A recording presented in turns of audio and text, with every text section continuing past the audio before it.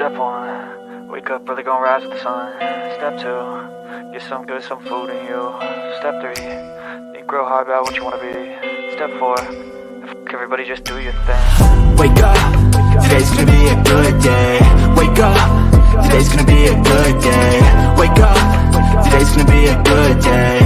Wake up, today's gonna be a good day. Wake up, today's gonna be a good day. Wake up, today's gonna be a good day.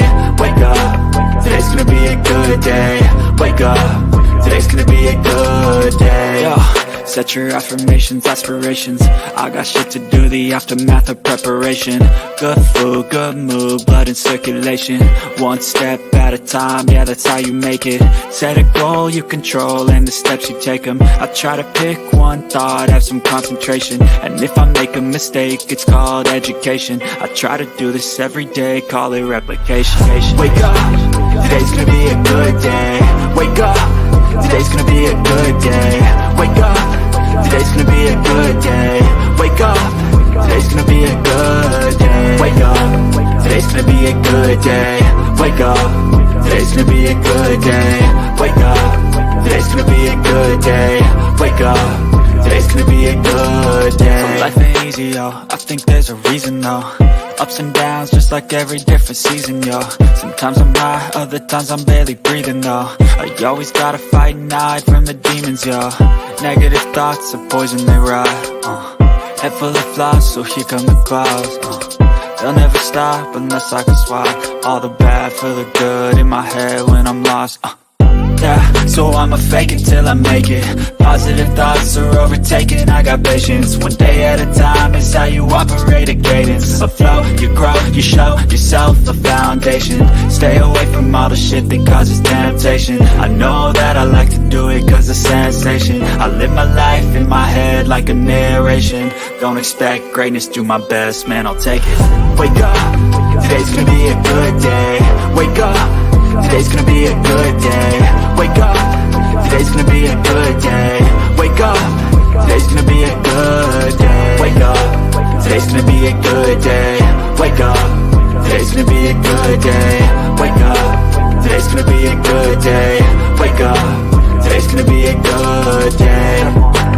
Wake up, really gonna rise with the sun. Step 2, get some good, some food in you. Step 3, think real hard about what you wanna be. Step 4, everybody just do your thing. Hi, Bullhorn Betty. Thank you for my shirt. Welcome to the Bullhorn Betty Kids Club. The legacy of the Murdahs stretch very far in South Carolina. Behind these gates lie deadly secrets. Secrets only Alec Murdaugh himself know. On June 7th, 2021, Alec Murdaugh hatched a deadly secret, plotting against his wife, Maggie, and his son, Paul. But what brought us to this point starts with Mallory Beach. Mallory Beach was killed in a boating accident by Paul Murdaugh, Alec Murdaugh's son, and it was going to trial, and Alec was about to pony up financial records. Those financial records were going to uncover a financial scheme hatched by none other than Alec Murdaugh himself. Right before going to court over the boating accident, Alec Murdaugh's wife, Maggie, and son, Paul, were brutally executed at the dog kennels at their home in Low Country, South Carolina, the property known as Moselle. Shortly after the murder of his wife, Maggie, and his son, Paul, he had a foiled suicide plot at a local church nearby.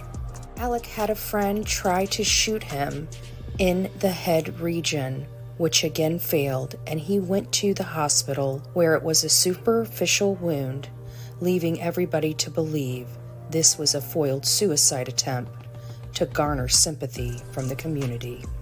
This foiled attempt was captured on camera at the local church. Alec Murdaugh received 2 life sentences for the death and murder of his wife, Maggie, and his son, Paul.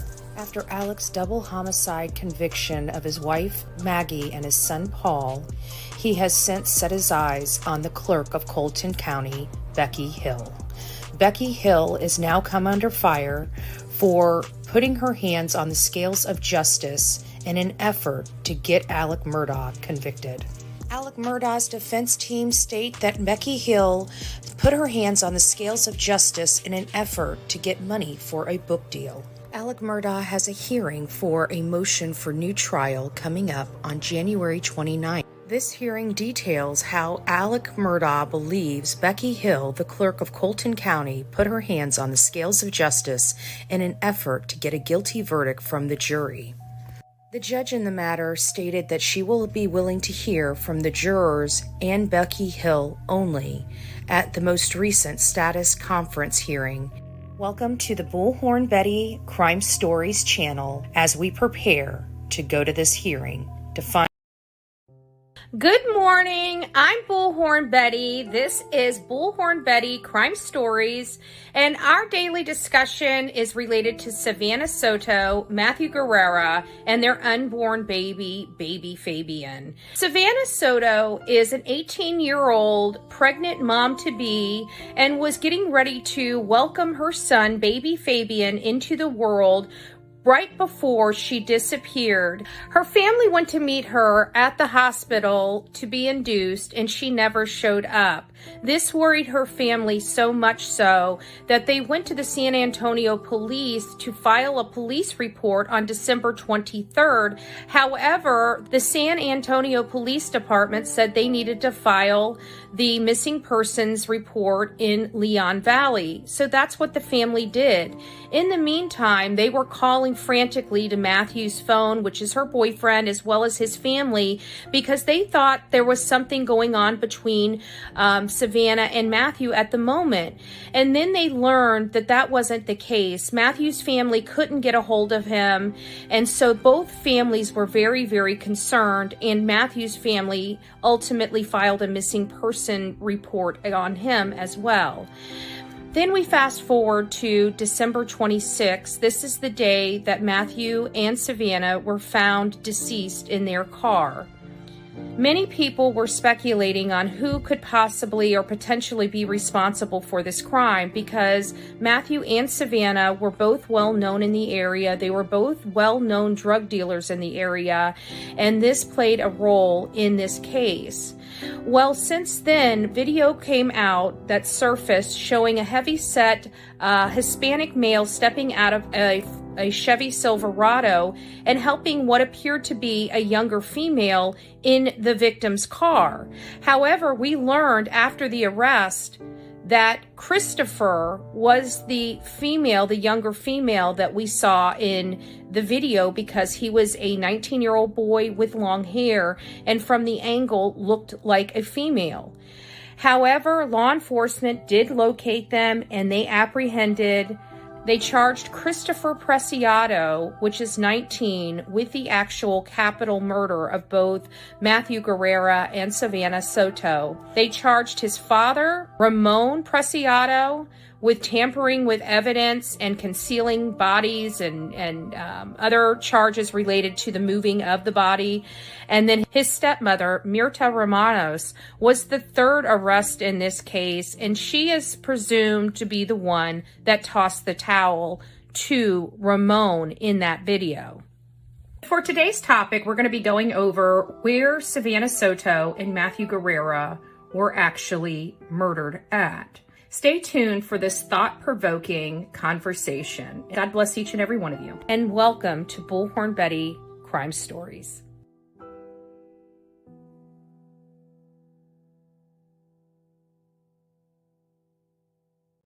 Welcome to the Bullhorn Betty Coffee Club.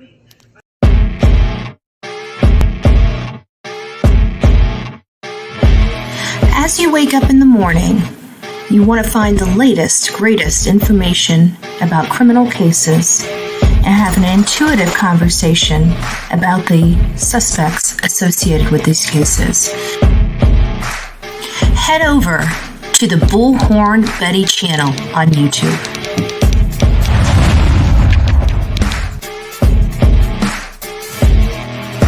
Get breaking news right here on the Bullhorn Betty channel.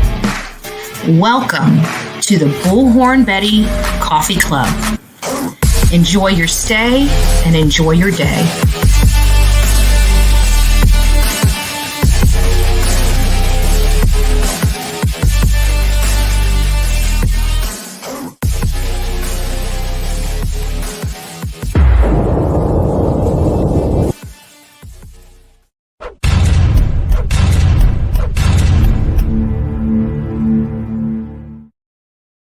Well, good morning, my beautiful people of YouTube and X. It's nice to see you, TGIF.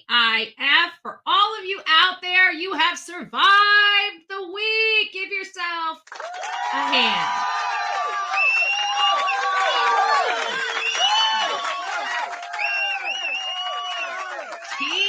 TGIF. It's nice to see you, Jules, followed by Skittles. It's nice to see you as well, TL. Good morning, JB's mama up in the house. You guys were chatting up this morning. Hopefully I'm not missing anybody. Let's see. Let me get down here. Tammy, good morning, love bug. I hope you're doing well this morning. Good morning. Good morning. I hope everybody is finding the new channel well. Gigi for life, MJ, it's nice to see you. Who else do we have? Jen, it's me, Jen. Good morning, love bug. Nice to see you. Michelle Lynn is up in the house. Our beautiful Sonia is up in the house. Nice to see you all here this beautiful morning. The real me too. Good morning, love bug. I hope you're doing well. I keep seeing me and I didn't even hardly chat this morning. Manic Mama T, it's nice to see you. Angie, good morning. Southern Grammy Wolf, good morning. Sweet Misery, good morning, love. I hope you're doing well. Who else do we got? I have like over 200 messages right now, so I'm trying to pop and find out which one of you I haven't said good morning to. Allie, you're stuck in there somewhere. Good morning. It's nice to see you. Bookworm, I see you. Nice to see you this morning. Who else we got? Luteens, I see you. Good morning. Mike Stevens, Patricia Miller, good morning. If I'm missing you, don't mind me. There's a lot of people that have been chatting. Cool Gamer, I see you up in here. Nani, it's nice to see you. Good morning. Turtle Madness. Dun, dun, dun. Nice to see you, Turtle Madness. I heard Dolly Vision. I tried to stay up. Good Lord. I don't know if you guys remember yesterday. I was so tired. I had been up since 2 a.m. I was so stinking tired yesterday. And so I had stayed up. I laid down just to get I was wanting to get like a power nap for like an hour. And I maybe got 20 minutes. And so last night I was online. I wanted to hear the interview. I still haven't heard it. I'm gonna have to listen to it after this live is over with.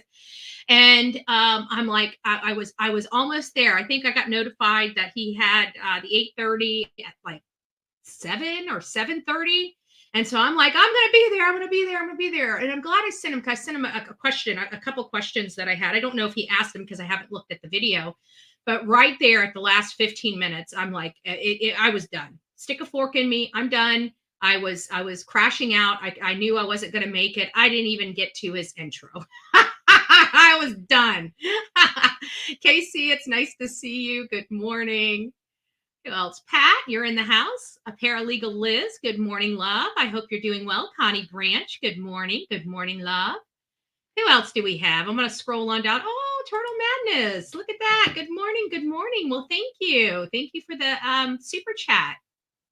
Alabama mom of 4, the op text. Mel B, good morning. Amanda, it's nice to have you here this morning. Good morning. Good morning. Shannon, it's nice to see you. Mel C, I think I've already said hi to you, but hi again. I think that might be at La Mala. Nice to see you. Good morning. Welcome to Bullhorn Betty Crime Stories. Our beautiful PJ sneaking up in here. She's watching from the bushes. Oh, wow. Penny Riddle, nice to see you. Nice to see you. Who else do we have? H-Town's Finest, nice to see you as well. I think we got everybody. If I missed you, Unicorn, I see you. Good morning. Jamie, it's nice to see you. Rebecca, good morning. And anybody else that has come in since Ashley's World, good morning. Good morning. Good morning. make sure. Superman's grandma. I love seeing that's so cute. That is absolutely cute, adorable. I love it. I love it. All right, I think we're down at the bottom of the list. So I hope everybody's doing well this Friday morning. Before we get into the meat and potatoes of this, about going over the maps and stuff like that, and really trying to hone in on what information has been provided to the public from law enforcement by way of, their conversations through the press conferences, which were vague. The arrest affidavit, which was vague. Then we have a little more meat to the bone in Myrta's, not much, but a little bit. And then, of course, we have the incident report, which garnered, quite honestly, for me, I think that incident report really garnered almost more information than any of the other stuff, because it talked about their positioning in the car. And with their positioning in the car, it really does kind of describe what may have happened, because the positioning of it's the positioning of Matthew's body in that car that really gives me pause, and actually kind of corroborates some of the channel's chat. There was some people that had made some statements, and I'm like, well, we were going back and forth and back and forth, but I really do believe this incident report really did identify a lot of information for us. So we're going to go back to that, and we're going to go back to the maps rather. But before we do, I wanted to go over some really rotten, grody stuff that's going on in the country today. We haven't had an opportunity. We've been kind of focused. We're getting geared up to go to, good morning, Bayou Babe. It's nice to see you. We're getting geared up to go to the Alec Murdaugh motion for new trial hearing at the end of the month. So we've been focusing on that, Bryan Kohberger, and of course the Savanah Soto case. But one of the things that we've always done here on this channel is, always bring in some extra stuff that doesn't take the whole show, but also informs our audience about other things that may be going on in and around the country. And we kind of got away from that because the news was moving so fast, especially on Savanah Soto. We had some breaking news on Alec Murdaugh. There's been some movement on Bryan Kohberger's case. And then, of course, just to let you know, remember I told you guys all that we were not going to get our 7-day Paramount Plus membership trial until around February. Remember me telling you all that? Say, don't get Paramount Plus just yet. Well, I have to say that Chronicles of Olivia did an amazing job at, narrating some of the Cyber Sleuth docuseries. There were several people that participated in this docuseries, and Olivia was kind of the main character, which I am so happy. You guys know she's like one of my BFFs. She is so sweet, so talented, and really took the bull by the horns on this project. And so I'm really, really proud of her. We had an amazing, I think she's the producer or the director, Lucy. Lucy was amazing. And the whole team, they were all just really amazing. And it's kind of neat because none of them really knew what, cyber sleuths, web sleuths, or anything else. The people that put this whole production together really had no clue. They knew what they've heard the term. They knew about this true crime genre. But they didn't, I don't know what's going on with the OP text, but let's not use those. That's a baby face. I don't know. So, you know what? Somebody go ahead and time that person out. The OP text, I don't know who you are, but we don't put emojis like that in our chat. So if we only have a few rules here for all those, I know we have a lot of new faces in here. They were buying that for all the people that I don't know if we need to time them out, but just delete the comment. This is a new person, so let me just go ahead and give the rules. So here on the Bullhorn Betty channel, or any of our channels, whether it's crime stories or our main channel, we have a few words are a few things that we can do here on this channel that I do allow. Okay. One is that we must be respectful to everybody in chat. Okay. So we know that some of the topics we discuss are sensitive and kind of provoke emotions. So we do understand that there are times when, tempers get a little raised. We try to manage that, knowing that in advance. But you mean what you say what you mean. You don't have to say it mean. And we really only have one rule of the chat, and it's don't be a Richard. If you don't know what that means, it means don't be a dick. Okay, don't be a dick. And I gotta say, on the other Bullhorn Betty news front, we have a new button. We have a new button that has been donated to the Bullhorn Betty channel specifically for our trolls. Specifically for our trolls, okay? Hey, could you do me a favor and shut up? Shut up! Call your doctor should you experience angina, smelly farts, eye bleeding, earwax, large boogers. Shut up! Yo, bro, shut up. Shut the front door up! Just go away! Shut up! Shut up! This late breaking news just in. Shut up. Will you shut up already? Hello? Hello, this is Andy from Customer Services. Oh, shut up. Shut up, shut up. Shut up! Hey, could you do me a favor and shut up? I don't know if the person wants me to name them publicly, but the person knows who they were that sent me that, and so do I. And so do I, of course. So if they would like to tattletale on themselves, I'm happy to have that happen. I'm not gonna be the whistleblower, okay? I'm not gonna be the whistleblower of the donor of the button, but this is gonna be this is like right next to my buttons. I got external buttons here, guys. I got external buttons here. You better watch out, okay? You better watch out, including my soundboard, okay? Including my soundboard, okay? There's people out there that says, just stop pushing buttons. But I love pushing buttons. It's my job. It's my job. Bullshit detected. Take precautions. Okay, I'm done. Okay, I'm done. Just one more. Now that we're done pushing all the buttons, see, now I'm good. We won't have to worry about it the rest of the show. I got it all out.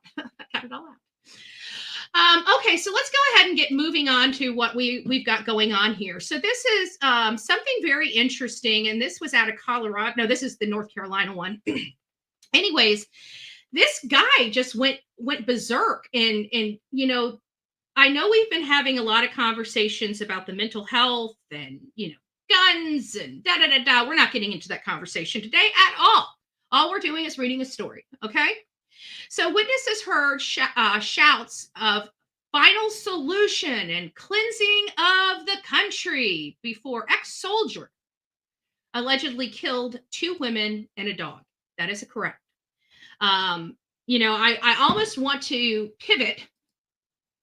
And say, one of the things that I work on here in my county with another one of my, one of the advocates here in the county is, meaningful solutions for our homeless vet population. I'm not going to get on a diatribe of what our veterans really truly need, but we can imagine that our veterans have to be pretty screwed up in some of them, right? From some of the stuff that they've witnessed, some of the stuff that they've seen. There's no excuse. We don't have people going out here and doing this. This is something that I believe people may have known about it for a while before it got to this level. I don't know. But this was pretty serious. This is pretty serious. So police were already en route to Apex, North Carolina neighborhood for a call of a disturbance when they received several more 911 calls of shots fired around 3 p.m. on January 5th. When Apex police officers arrived at the scene, the officers saw 2 women and a dog suffering from gunshot wounds and a man retreating into his home. According to Chief Jason Armstrong, who recounted the first moments of the investigation on Facebook. There's the monster right there. And I'm going to call him a monster, whether he's mentally deluded or what have you. there has to be people that take responsibility for their actions. He had to have known at some point something was not right. I don't understand the whole mental health thing. I guess I'm not the person to discuss these things with, because we're going to have to do some really deep diving and research. Psychology wise, yes, but I still believe people, even sick people. I had a very, very sick young kid that lived here in this particular house with me at one point, and he was heavily schizophrenic. Heavily schizophrenic. Some moments he was lucid and normal, and then another moment he could be running down the road, stripping down butt ass naked as he's running down the road. I mean, it was it's disturbing to witness. It's disturbing to see somebody you care about going through it and knowing that there's literally nothing you can do. And this was while he was being medicated as well. But see, what happens is the medication makes them lose their energy. And so a lot of these patients don't like the way it makes them feel and talks themselves out of taking the medication or hiding the fact that they're not taking their medication. So I don't know if that has anything to do with this or not. This is all speculative. But police believe the man they identified as Harry Hardman had been roaming the neighborhood, making loud noises, which prompted Nancy Taylor, 69, of the head of the South Walk Homeowners Association, to approach him. Police do not know the specifics of their conversation, but Armstrong said during their exchange, Taylor was joined by her friend, Gabriel Raymond, 37, who also lived in Southwalk Townhomes neighborhood. That's when Hadman, who also lived in the neighborhood, who was further connected to the women, remains unknown, allegedly drew a gun and shot both of the women in a yard at the 1400 block of Chipping Drive, according to Armstrong. He might have had a PTSD type of situation. But again, it comes down to, knowing our servicemen's medical needs, right?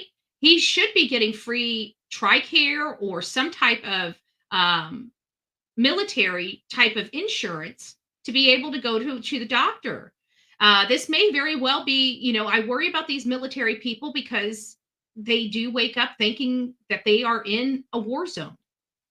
And so this may have been something that he may have been going on. I don't know. In a video recorded by a neighbor around the time of the shooting and sent to the local news outlets, WRAL News, a man can repeatedly be heard screaming about a final solution and a cleansing of the country. He also promoted violence against graduates of Harvard and MIT. The outlet noted that it was unclear if Hardman was the person shouting. Police arrived at the scene and, hearing more gunshots, tracked the sound to the 1600 block of Bristol Drive, where they saw Hardman going inside his home per police. Officer had started to set up a perimeter around his residence when they saw the former Army captain, he was an Army captain, leaving through the back door with an AR-15.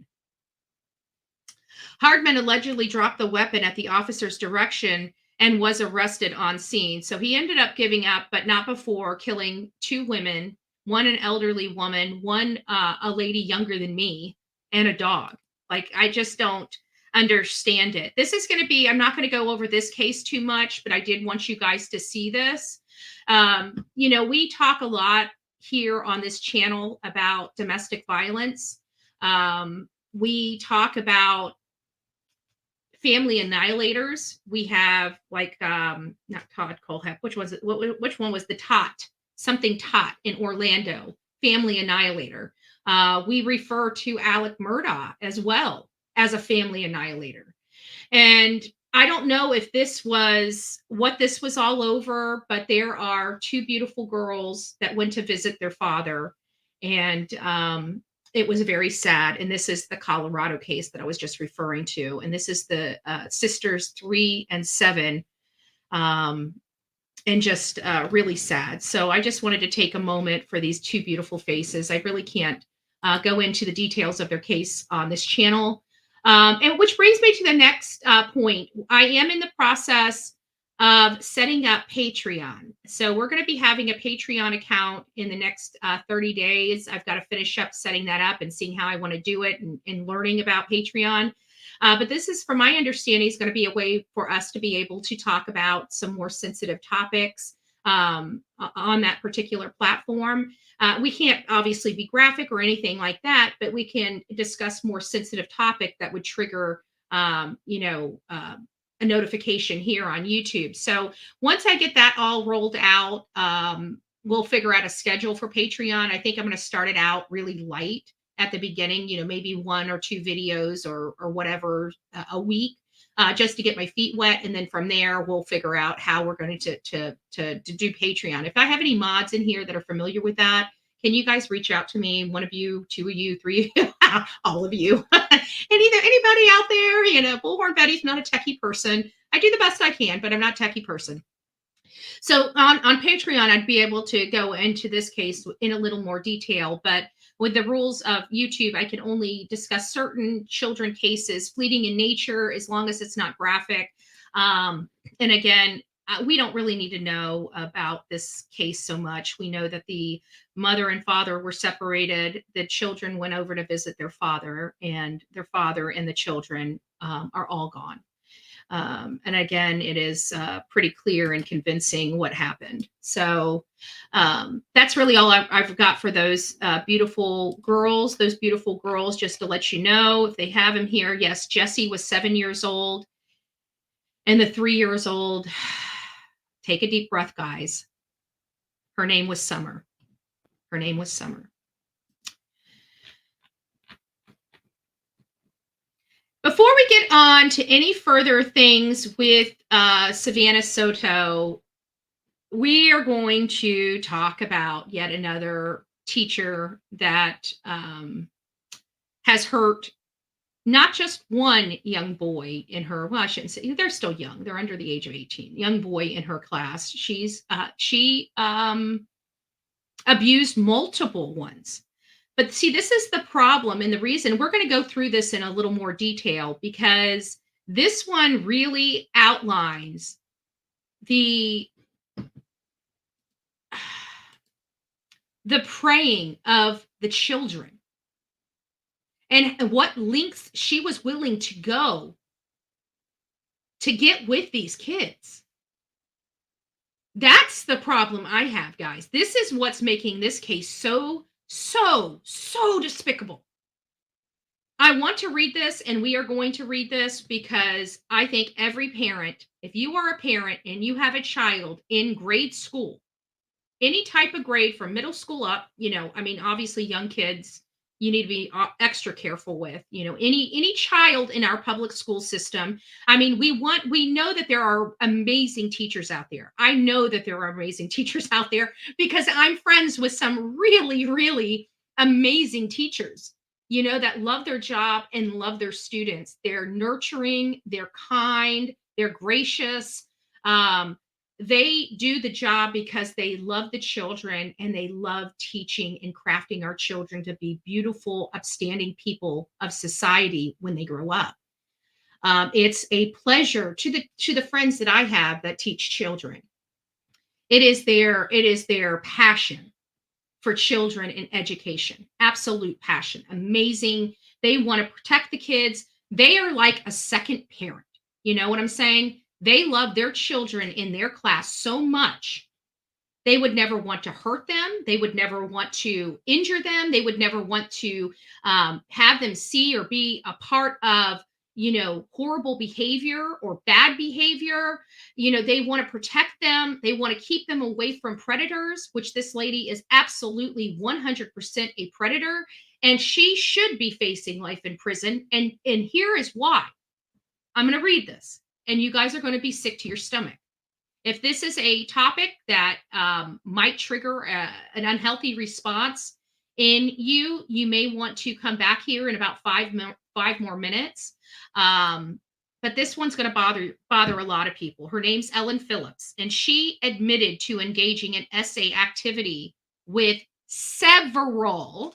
Let me see if I can blow this up. With several teenage boys But it's not that. It's that last 4 words at the end of that sentence that causes me to want to vomit in my mouth. What kind of teacher acts this way? I mean, we don't want them touching our children anyways, but to be engaging in this kind of conduct is just appalling. She told the judge she would use social media to contact her victims. The 38-year-old confessed to repeatedly attempting to lure one of the children with promise of S and alcohol. She literally did this kid felt uncomfortable, guys. When you start reading this, you'll realize this kid tried to push her away on multiple occasions, and she just came back. The former teacher's aide of Danville, Kentucky, pled guilty last week in federal court to attempted online enticement of a minor to engage in SA conduct, according to authorities. Ellen Phillips, who previously went by Ellen Shell, admitted to authorities in December 2022 she messaged a 15-year-old boy on Facebook to engage in SA, the U.S. Attorney's Office said. Phillips said, this is what she has admitted to, that she repeatedly attempted to convince, do you understand that?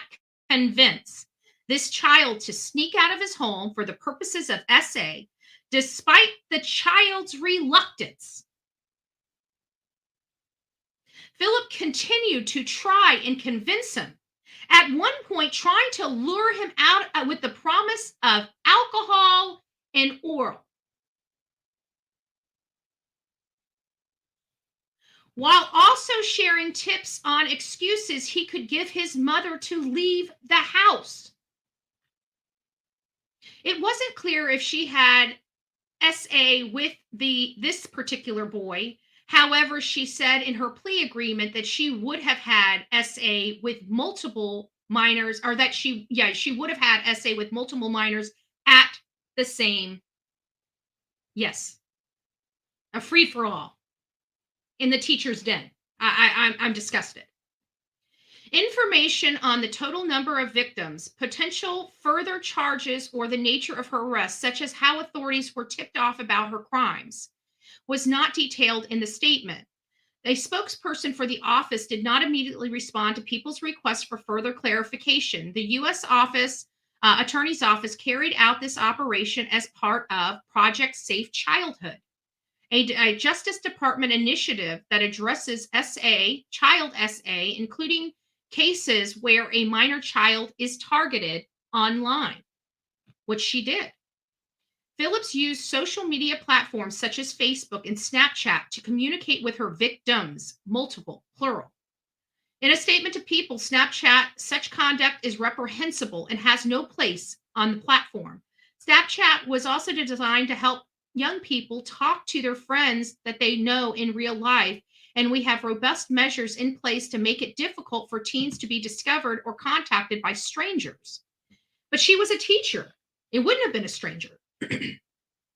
If we are made aware of any contact exploiting minors, whether through our productive detective technology or confidential in-app reporting tools, we immediately remove it, lock the violating account, and report it to authorities. In 2002, the platform launched Snapchat Family Center, which allows parents to monitor who their teens are talking to, which I think is very important. I think parents should be in the know with their teens. Listen, I know parents go out of their way to pay extra attention to their young children, but for whatever reason, when their children get to a certain age, they kind of, give them, and of course they're supposed to. That's how life works. As you grow up, you get more responsibilities, you get more benefits, you get more, your parents allow you to do more things as you get older. But the problem is as our children are getting older and into their teenage years, they're prey for other people because, one, you're not around. Two, they now know how to keep their mouth shut and hide things from parents. Get that person out of here. They have no right to tell me what I think I might have banned somebody else. Yeah. First of all, booty shots. Grow up. Okay? Here. Ah, shut up! Yeah, that's what I need to say. I'm not even going to go into it. I will give parenting advice because my kids, my grandkids and my stepchildren turned out a hell of a lot better than anybody else. So, I'm sorry. I think I still got it. All right? Because I guarantee you, booty shots, if you were here, I would bend you over my knee and spank your butt and put you in the corner for timeout. Your behavior is atrocious. So don't worry about what I'm doing. If we had more people like me, maybe this kind of crap here wouldn't be happening. Okay? Maybe that's what you need to get a clue about. You don't like me, you don't have to like me. I don't care. I'm mean. But I tell it like it is. And I'm sorry, but parents this day and age aren't doing what's right by their children. They're trying to be their best friend. Sorry, but parents need to be parents. And if you don't like that coming from me, too bad. You're blocked. You can't comment anyway. So have a great day and God bless you. Enjoy your weekend with that rotten attitude. Enjoy the weekend with that rotten attitude. It must be a teacher, right? It has to be a nasty ass teacher that probably does this shit themselves. I'm just saying. Probably that's who that came from. I don't know. Who knows? I mean. So in April, she was facing anywhere from 10 years to life in prison. So it looks like she still may be able to face it. She has, because it even says Kentucky teacher who confessed, let me pull this back, who confessed to multiple minors at the same time could get life in prison. So it doesn't sound like she has actually been sentenced. All right. So that's kind of it. I wanted you guys to see that for yourself. There's a couple other articles that I've got going on here. Let me see what this one is. Oh, I can't miss this one. This one takes the cake. We're not going to spend a whole lot of time on it. This is just, it's not funny, but it's hard for me to read the title without literally coming up with about 1,000 different things that are comical about this, as disgusting as it is. I am not lying. How big is this man's pockets? I'm just curious. How big is this man's pockets?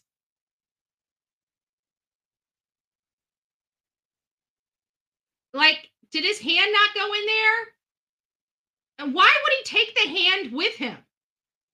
I'm, again, not going to go into this. I don't know what's going on with this guy, but apparently he likes walking around with parts in his pockets.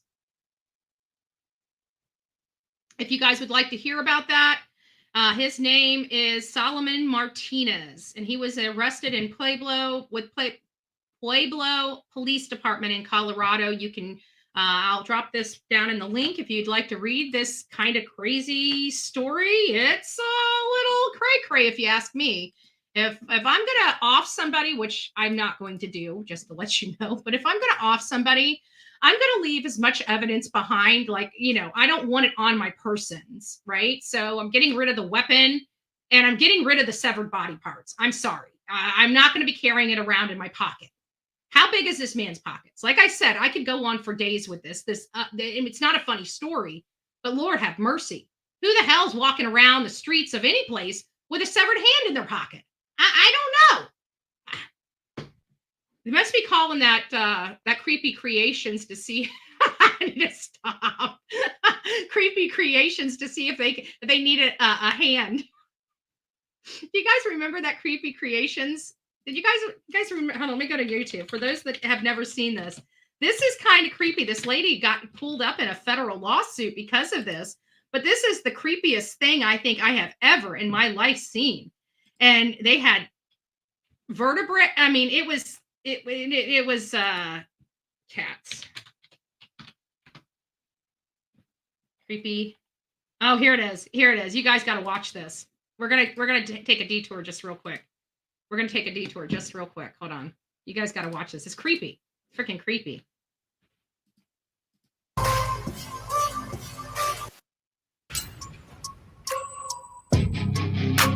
it, twin. God bless you. I don't need the intro. Hold on, let me get past the intro. Oh, here. Is it? There we go. A new FBI search is now linked to a store that sells what it calls creepy dolls. The FBI will still not say exactly what it is searching for. That yesterday there were 2 searches all day long, one at that business in Peabody and one at the business owner's home here on this street in Salem. So here's this article right here, FBI search Peabody. I know it's not Peabody, it's Peabody. Peabody. It's how they pronounce it, I believe. The creepy doll business. An owner's home in Salem. It says the FBI said there's no threat to public safety following the search of a creepy dolls shop in Peabody and the owner's home in Salem. When business owner in the 50 Mills complex of Peabody saw 8 or more men in uniforms in their hallway on Tuesday, they assumed there were maintenance being done to the building. It was only when they saw the labels on the jacket they realized the FBI was inside the building. I can confirm the FBI was at both locations yesterday conducting law enforcement activity in connection with an ongoing federal investigation. An FBI spokesperson told WBZ Wednesday to protect the integrity of the ongoing investigation, we're going to refrain from commenting on its substance. However, there's no threat to public safety. They were taking things out of the shop and putting them into boxes, a neighbor in the complex said. And there's the door to the creepy doll shop. According to witnesses, the FBI searching Cat's Creepy Creations. Cat's Creepy Creations described a lab setup. A pickup truck was here. This ended with the back loaded. Let me just fast forward to the end. The bottom line is we didn't realize this was going to be a major federal investigation. And this tracked all the way back. To the supervisor of the bodies at Harvard, like the guy, like the crypt keeper at Harvard that does the scientific stuff. You know, they have different type of classes and they need cadavers. And, you know, unfortunately, you can't really, you know, some of these people are, you know, they give their bodies once they're gone to scientific research. And so people that do that go to like schools like Harvard and other places. And I can't remember, I think it was Harvard Medical School that the guy, this guy that had worked there for 20 or 30 years ended up getting arrested because he had been selling real live body parts on the black market. And these stores and store chains were actually selling them to people as art, real humans. It was a little bizarre, but anyways, it brings back to that hand and that you know, I don't know where that came from. I wasn't planning on showing you guys that. However, let's get on to Savanah Soto. So if you guys are all here for the Savanah Soto case, we're going to get into it now in discussing where they could have been killed. There's been a lot of speculation whether it could have happened at the home, whether there's a vacant lot down the road. And if it's possible, you know, even with Matthew Guerra, we've been trying to decide whether or not he was in the car or outside of the car. Many people on this channel believed he was outside of the car because there was only one spent shell case inside the car, implying that only one person was actually shot in the car. Because Savanah was so heavily pregnant and we don't see her just being up and moving around, she's most likely sitting in that car.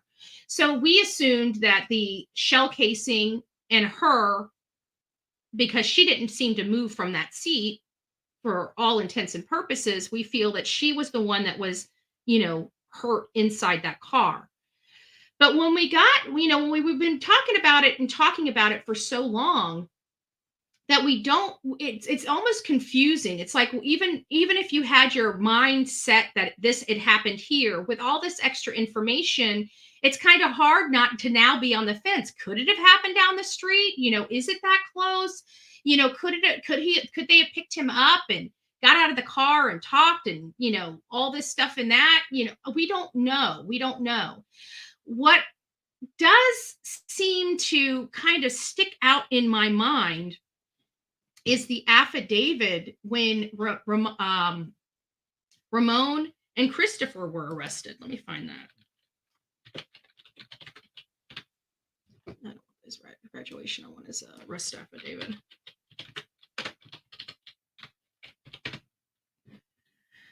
All right, here it is. So in his arrest affidavit, if I'm not mistaken, let me just download it. Download now. I know I've already got it, but I don't have it up. So let me just get this up so we can all see it. It's stated that the car, that based on the car data, so they at least we know that they have the car data. They have to have the, I would assume they have to have the car data. Let me just leave it at that. Let me pull this up. We're going to read this right now. So we all have the understanding of it. I don't want to go off memory, to be honest with you. Let's just go ahead and put it up on the big screen. All right. So it's when we get down to, was it on the third page? Yes, it's on the third page. When we get down here, this is kind of where I'm living, is in this area right here. When we're having the discussions about the car and the movements, because I think this is pretty telling. It says your affiant was able to discover that the victim's vehicle pinged.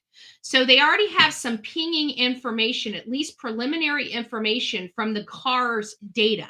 That's what that statement is telling me right there, is that they've got some car data already back. So they probably know exactly where that car was when Savanah and Matthew were executed. But it says that your affiant was able to discover that the victim's vehicle pinged near Charlie Chan Drive and Cary Grant Drive at 2350. Now, if we come over here, let me back this up just a little bit.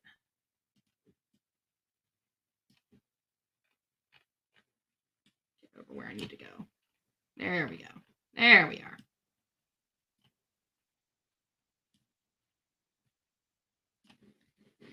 This right here is where Christopher Preciado's home is, okay?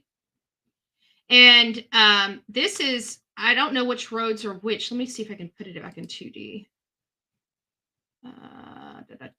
Maybe I need to back it up a little bit further. I saw the names of the roads on here before, but one of them is Cary Grant. Let me see if I can go down. Let me just put my person down there. Maybe I'll be able to see the actual signs on the stop sign. So, okay. So it looks like Cary Grant runs this way. I don't know if you can see my cursor. So Cary Grant runs in front of their driveway. So if Cary Grant's in front of their driveway, that means that, Cary Grant is the long road. We can see it right there. So this is Cary Grant right there. See Cary Grant Drive right there? So that's Cary Grant Drive, and this is Charlie Chan. So this is the area, according to the probable cause affidavit, they were somewhere here. The probable cause affidavit specifically states that their vehicle pinged near Charlie Chan and Cary Grant. So they were pinged near that area. So somewhere there. So where's that vacant lot? Is it somewhere like in a lot or two next to this intersection? Because that's where it last pinged. The night that they went missing. The vehicle did not start moving again. So that means the vehicle arrived at 2350 and was in a stationary position. It did not move. Not one single spot. They didn't pick up somebody and then drive down the road. According to the affidavit, which is signed under oath, the affiant is saying that the car pinged near this intersection, which we see where the intersection is, around 2350 that night. And it never moved again. The car stayed stationary, never moved again until 4 minutes later. So we keep coming back, but this is where I live, is in this area right here, because it has so much powerful information. The vehicle did not start moving again until 2354. That was 4 minutes later. And the vehicle then traveled directly to 5903 Danny Kaye Drive, where the victims and their vehicles were discovered. That's a very, very, very telling statement. And then when we go over to Facebook, we learn, and we read this yesterday, we learned, according to the Facebook, the positioning of Matthew Guerra's body. And the positioning of Matthew Guerra's body in the back seat. So they said, so you got to look at yourself like you're in the front passenger seat of your car. So just wherever you're sitting, look straight, and you are the passenger in the front seat of the car. Okay. So your head was looking out the window. So this is her position in the passenger seat, out the window, looking out the window, right? Like out the window. So she's in the seat like this. Now, that's on the right side of the car. If you're looking out, your right's on the right, your right is the passenger, your left is the driver. Okay? So she's on the right side. Excuse me, I keep forgetting my camera's backwards. So she's on the right side of the car. And her face is looking out the window. And she's got a bullet wound. She's got a bullet wound in the left side behind the ear. And she's looking out this way. Okay? Now, we're going to talk about Matthew Guerra's position. Okay? And the charges of both mom and dad. And we're going to call mom. I'm going to say there's been a lot of speculation and a lot of documents produced. Not that I don't believe anybody or anything like that. It's just that even with the documents produced, does not show paternity. So I am going to base my statements as Mirta being the stepmother. I'm going to say stepmom because we definitely know we did see a legit marriage license from her to Ramon. And that happened in 2009. So this is no longer, the girlfriend designation is out. So our options really are, is she mom or is she stepmom? I don't know either or. And just because, just because he's got the house that was passed down to her by her father and stuff like that, there's just a lot of traditions in Hispanics' lives. They're very entrenched in family and their traditions, period. So this could very well be, even if he's not her legit child, it's just like my stepchildren. No matter what, I'm divorced from their father. If they ever came here and needed anything, I'm still stepmom. No, that never goes away. I love those children. I love my grandchildren. So this idea that just because you're a step parent means you never give your stepchildren anything. They're your family. They're your family. They'll always be your family. That doesn't go away. So I'm still kind of skeptical about the whole whether she's the mom. A lot of people are saying, well, we found enough evidence to say she's mom. I looked at all of it. There's no paternity there. And today, in this day and age, a step parent, I had every rights to my grandchildren as their grandfather. You know what I'm saying? Like, if I wanted to go pull him out of school, I had the rights to pull him out of school. I had the rights to take him to the doctors. I mean, they didn't come out of my body, but I promise you, I took care of them. Right? So, I'm just a little, and had Vince and I still been married to this day, our stuff would go to our kids. She didn't come out of my body. She's still my kid. But this one, it states that Matthew Guerra, now we're on the driver's side behind the seat. The driver's side behind the seat. This is where I know that Matthew had to have been now officially outside of the car when he was killed. I truly believe he was outside of the car when he got killed. Now, where outside of the car he got killed, I don't know. Could it have been in the house? Could it have been in the garage? Could it have been just out in the broad daylight, broad nighttime of their yard?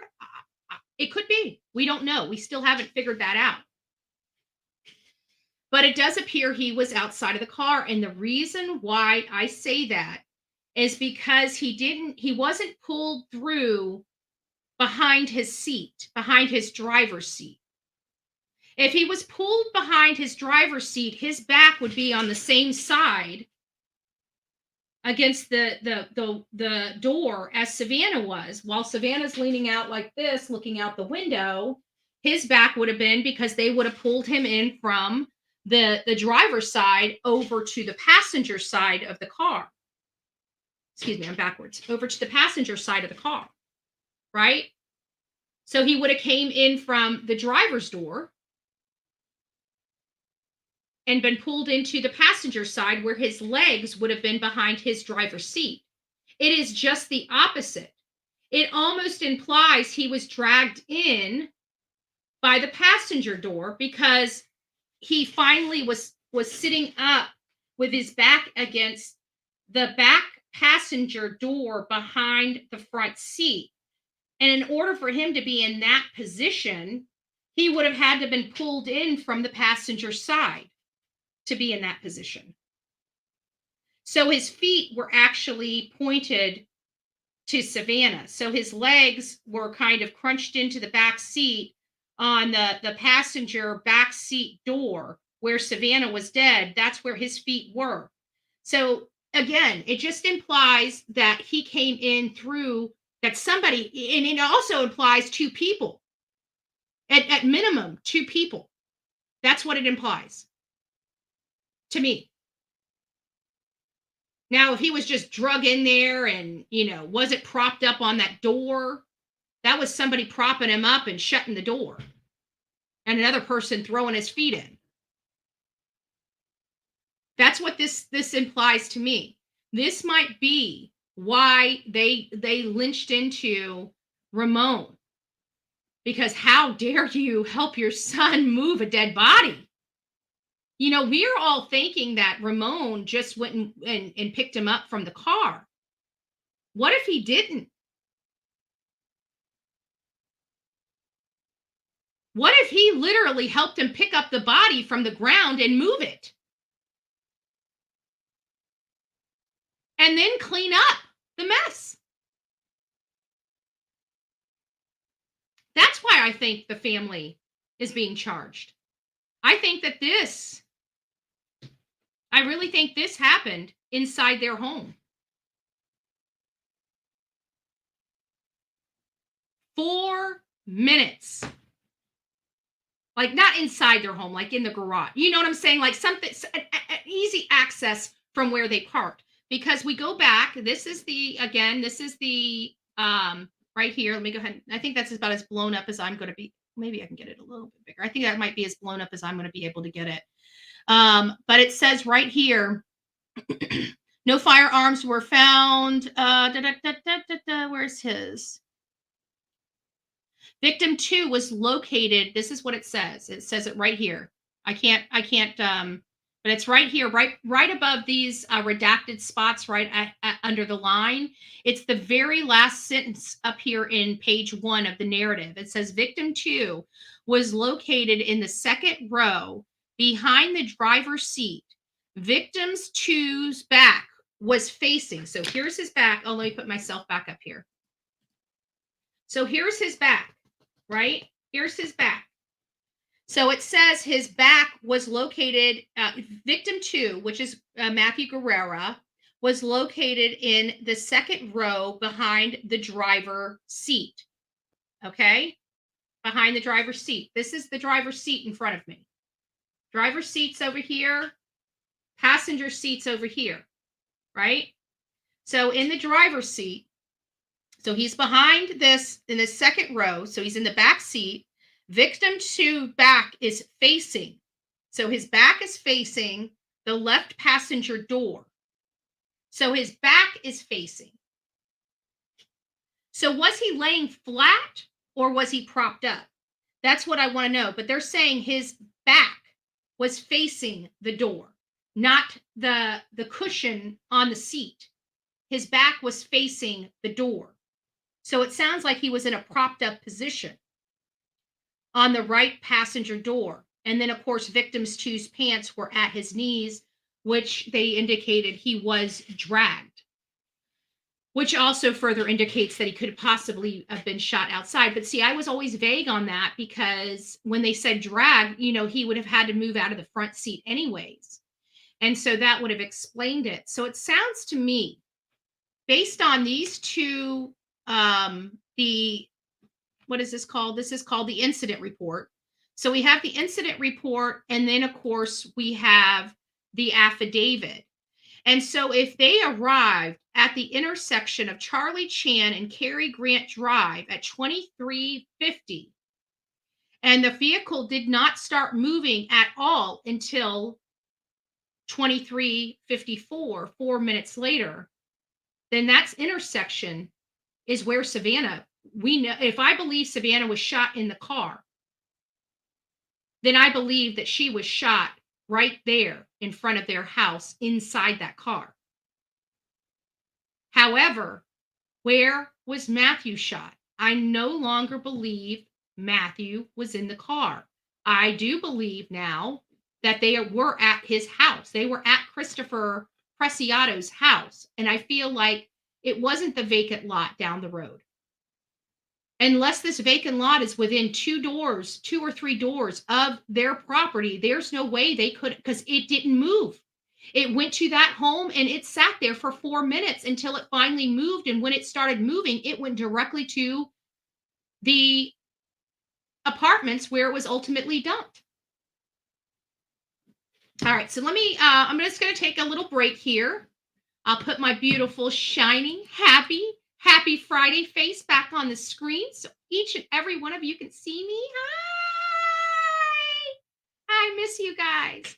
So I'm just going to take a little break and I'm just going to go through the chat and just see what you guys, because whenever I'm reading this stuff, I'm looking at this screen over here and I'm not paying attention to chat. And even when I'm here looking at you guys, I'm usually looking at the screen when I'm speaking to you guys, so you guys don't think I'm looking all over, And so the chat's over here and I'm over here. So I try to watch it, and that's why I only catch stuff here and there. But if you ever really do need me to pay attention to you and like, I need you to hear this, Betty, we have a 99-cent super chat that you can just say, hey, look at my look at my thing. It doesn't allow you to put too many characters in there, but if you really need me to look at it and I'm just not seeing it, you can always do the 99-cent, not as a money grab, just as it puts it in red, and it pops it up there and you see it. You also have your milestones on your subscriptions, which I don't think anybody has. I don't even think we've been alive a month yet. We might be. I can't remember when we came over here. So, but this channel is doing amazing. It's building amazing. We still have our other channel absolutely 100% locked down right now. It's not going anywhere. And everything is going to be fine. I've spoken to literally everybody about that. So anybody that's concerned about the main channel, don't worry about it. It is in perfect health. And the only reason why we're not on there today is because we've been building this channel and everybody's kind of converted over to this channel. So I don't know what I'm going to end up doing with that other channel. But we will end up starting, once we get through this process and the investigation and all this other stuff, we'll be back on that channel. But for the time being, this is where we're at, right? And it's been an enjoyable process, and we're building a completely second channel. And we're going to have we have 2 totally monetized accounts right now and working on the 3rd one. So I just want to say thank you to all of you.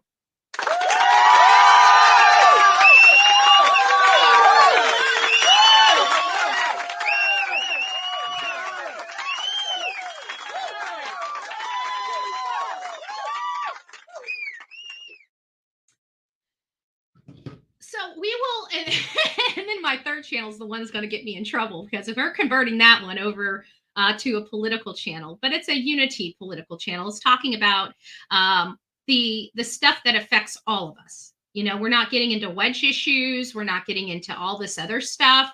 We're talking about stuff that affects each and every one of us equally, right? It's stuff that it's to show everybody that we are all the same and we are nothing but a number to our government, right? We're nothing but a number to our government, and we are the bosses. We are the bosses. So we're going to be talking about things that matter to everybody. And so if you guys would like to support that as we roll into the 2024 elections, please consider going up to the Bullhorn Betty, Bettie. Right now we're running TC, we're running true crime on that channel right now, just as we're building it up. But I didn't want to be deceptive with my audience. This channel here was supposed to be converted. But with all the situation going on, we ended up making this another true crime channel. And so the other channel is going to be our political channel, which is what I was planning on doing with this channel. So we need to start building up that channel so that can be that can get out. Either way, I'm going to be starting to run some political stuff on that channel. Probably, I want to say in March. We'll start running some political stuff on there, talking about policies, talking about taxes, gas, just a whole host of stuff that affects each and every one of us on a daily basis. So if you guys are interested in it, go over there and sub that channel up. Right now it's rolling with true crime. So if you just want an extra channel that says the same thing as this channel, you can go over there and sign up for that as well. All right.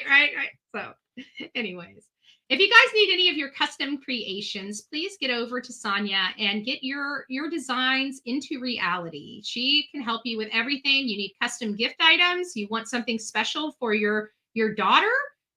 Graduations are coming up in a few months. You need something special, something designed specifically. We also have, just in another month, we got Valentine's Day. Do you want something sweet and special for your loved ones? Something that they can use and know that you love them all year round? Why don't you have her design you a cup, a personalized cup for your loved one? Something for coffee, maybe. Or, you could send Bullhorn Betty one, right? You guys love me. Send me a Bullhorn Betty coffee cup, right? Somebody? Kathy? Tammy? Patricia? No, I'm just joking. You guys know I'm just joking. But anyways, get over there and get her working and cracking those whips. I think it's happening. It happened in the suspect's driveway. Pulling into the driveway. Yeah. Most people don't like in sometimes parking. I remember, a person across the street. I didn't know who it was. They were out there for you couldn't see them. They had dark tinted windows. And I was out there and I happened to see this car and it was out in the street. So it's like when you're out in the street, you kind of bring attention to yourself, especially when nobody else is out in the street. And if we look at this community, let's just go back to the camera. It doesn't look like people really park in the streets over here. It looks like it's pretty clean. It doesn't really have street parking. So it seems like if somebody was out in the car in the street, it would stick out like a sore thumb, especially at midnight, most likely with the brakes on. So yeah, that does make sense, Pat. Maybe they pulled into the driveway. Maybe he got out and walked into the garage. For whatever reason, the whole garage thing is starting to make sense to me. And then we still have the black Cadillac. Remember that? Now that we know that whole event with that black Cadillac happened on the day they disappeared, that brings that whole black Cadillac situation right back into play. What if it wasn't the black Cadillac? What if it was his black little beater car that they thought was a Cadillac because, maybe somebody wasn't wearing their glasses that day? He does have a black car.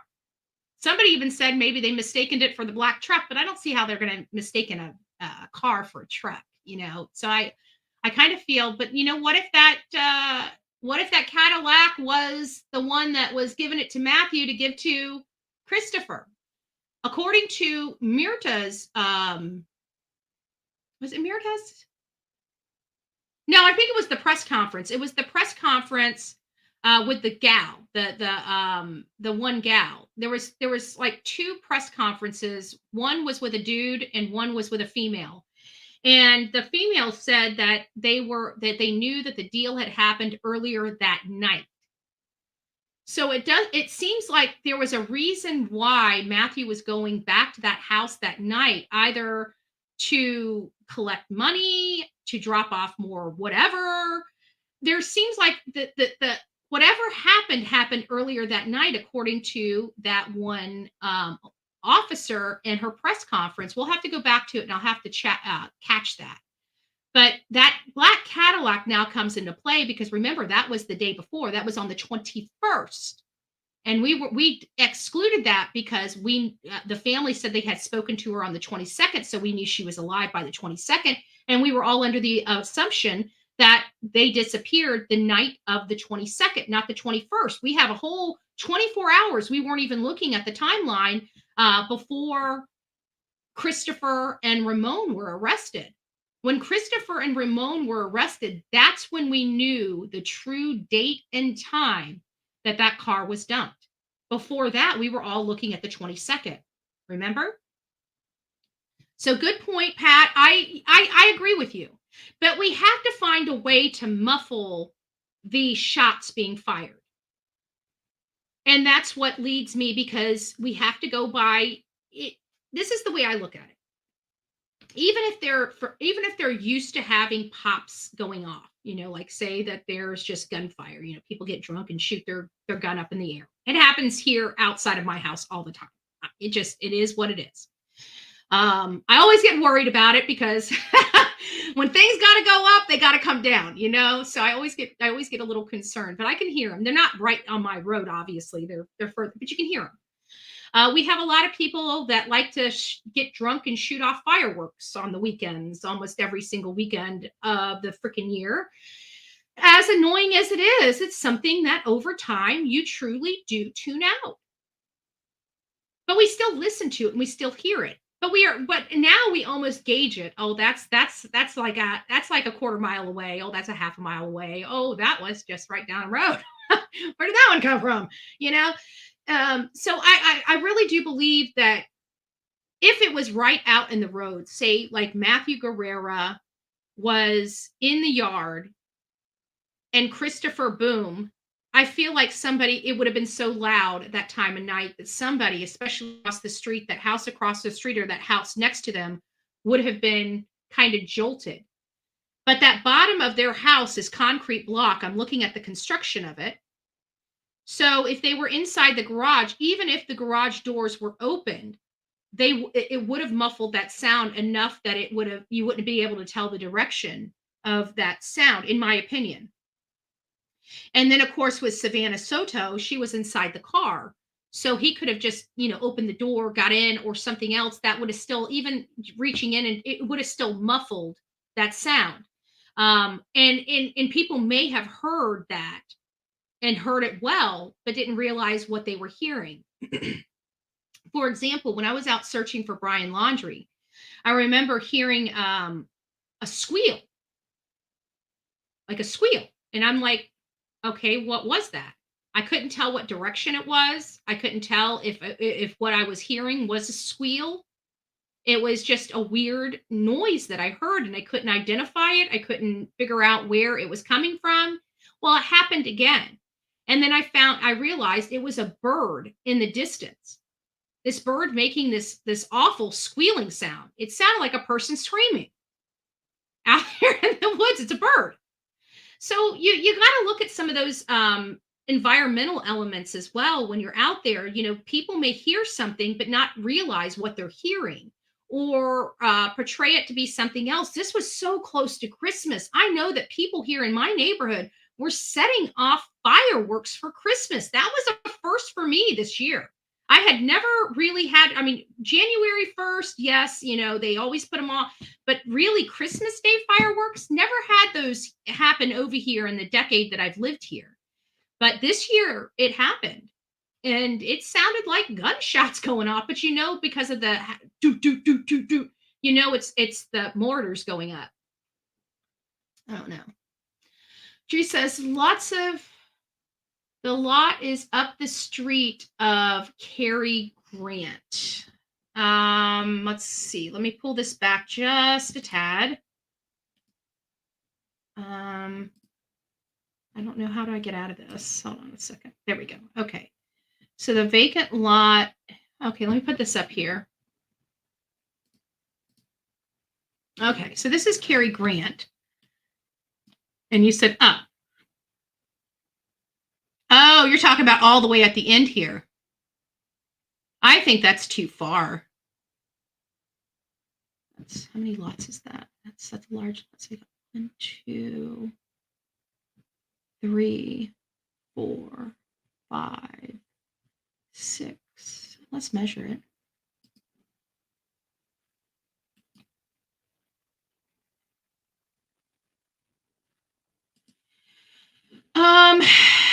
that's about 3. Oh, I want to stop. Hold on, let's see. Let me try this again. Let me measure it again.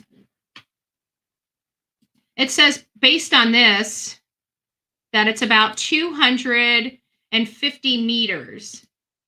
259.66 meters, which would be almost 1,000 feet away from the home. I think that might be a little too far. They wouldn't have been able to get that intersection. I'm trying to see if, because the way the satellites work. But see, the problem is also, I don't know how accurate their data information is in their box. You know, it is a 2013 Kia Optima, so it does have newer technology in it. It's still a 10-year-old car, but it's 10 years ago, they had a lot of capabilities. You know, you got your cameras, your Bluetooth. I mean, you got all your bells and whistles in 2013. So I have to think that their black box is accurate, probably not as accurate as a 2022 or 2023 model of car, but I have to think that the system that monitors it has to be about the same. So if they are finding them specifically or right there near, they say near the intersection of Cary Grant and Charlie Chan, near that intersection would be their driveway.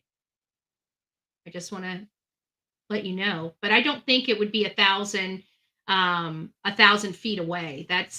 They would have been able to pinpoint that and say that it was down the road from the Charlie Chan address, or they would have probably reworded it to say that the car stopped at Charlie Chan address and then began to go to, because even 1,000 feet, that would be, that's like a 5 or 6 minute walk on foot. Something like that. That's like I mean, it's not a major walk. I mean, 5 or 6 minutes, but it is a walk. So I don't know. It's interesting. It's interesting, Drew. I don't know.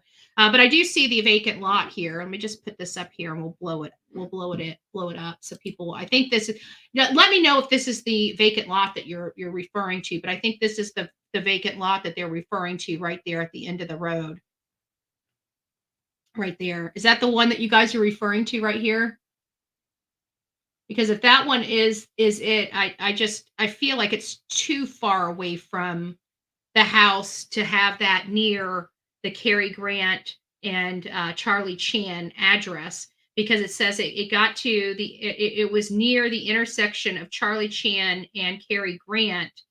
And that it did not leave there for 4 minutes. So wherever it pulled up to, it pulled up and stopped for the full 4 minutes before the car ended up cranking up and going directly to the apartment complex. So again, I'm unsure, but this is really leaning to me, based on the information, is that this really did happen at that house. Driveway, garage, yard, it happened there. And I just feel like, because they're both charged with concealing and tampering and hiding evidence, and I wonder if that's part of the cleanup, if they're being charged with the cleanup of the crime, which I have to think that not just the moving of the bodies, but the cleanup of the crime, because at this point, I truly believe, not that everybody agrees with me, but for me personally, I truly believe Matthew Guerra was outside of the car. And I just don't see them standing in the driveway to do this bust. I feel like they would, or to do this deal or have this conversation. I feel like Matthew may have gotten out of the car. And I think I said this really early on, is that, when I'm looking at a drug deal, the girl always stays in the car. I said that, remember, she's most likely on her phone, blah, blah, blah, not paying attention. And the dude gets out and handles business, either goes into the house or what have you. And so that does kind of bode in with that one, theory one, that he was outside of the car and most likely inside the home, either in the garage, in what if it, oh my gosh. What if this happened in his bedroom? Like, I mean, I want to say it's the garage because of the timing of everything, because Matthew would have had, it would have taken a few minutes to load Matthew up, I would think. At least a good 60 seconds to 75 seconds at minimum. Like, so a minute and 15 seconds at minimum to load somebody up. And that's at minimum. Dad grabs one side, you grab the other, you're carrying them over, you're trying to get them maneuvered in the car, you got to prop them in the car, somebody's got to walk around the car, they got to pull them through the car. You know, you're talking about some stuff, plus your I'm sure all their hearts are just pounding. Can you imagine the adrenaline running through their body? They're probably not thinking clearly. They're just probably just trying to get this gone, get this mess gone, get it out of here. You know, just the pure emotional side of this. I mean, just because he pulls the trigger doesn't mean that anxiety and everything goes away. It probably amplified 1,000. He probably thought it was going to make him feel a different way than it did. I don't know. But I truly believe there was 2 people at minimum that had to have moved Matthew's body.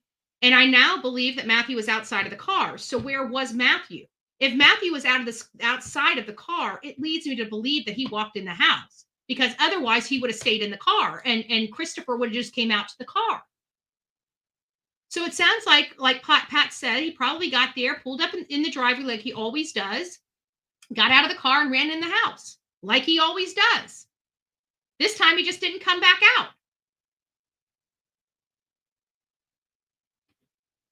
So I don't know. Yeah, take 2 people. Yeah, I think 2 people. I think that's probably why Ramon was one of the first people. That's probably why he's wiping that car down. His prints were probably all over that car. Ramon's were, from his help, from him assisting his son.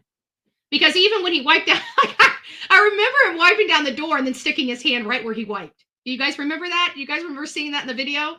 And I'm like, I'm just like shaking my head, but it is what it is. Yeah. Go ahead, Jen. Please do. Please do. If you guys haven't subbed up for Sweet Misery's channel, please consider subbing up to her channel. She's got great content on there. I was able to collaborate with her on some Turtle Boy stuff when we spoke to a beautiful, transparent Ashley. She was just wanted her story out there, you know, about what she had went through with her kids and how Turtle Boy turned her life completely upside down. And ultimately had her arrested. And being a trans parent and having to go into, I'm pretty sure they had to stick him in with the men. I'm sure she was very, very, very, very uncomfortable. So, I mean, what Turtle Boy did to Ashley was just awful. And I hope she's able to overcome it. And I hope she's able to vindicate herself throughout all this. You know, at least she had an opportunity and she had a platform.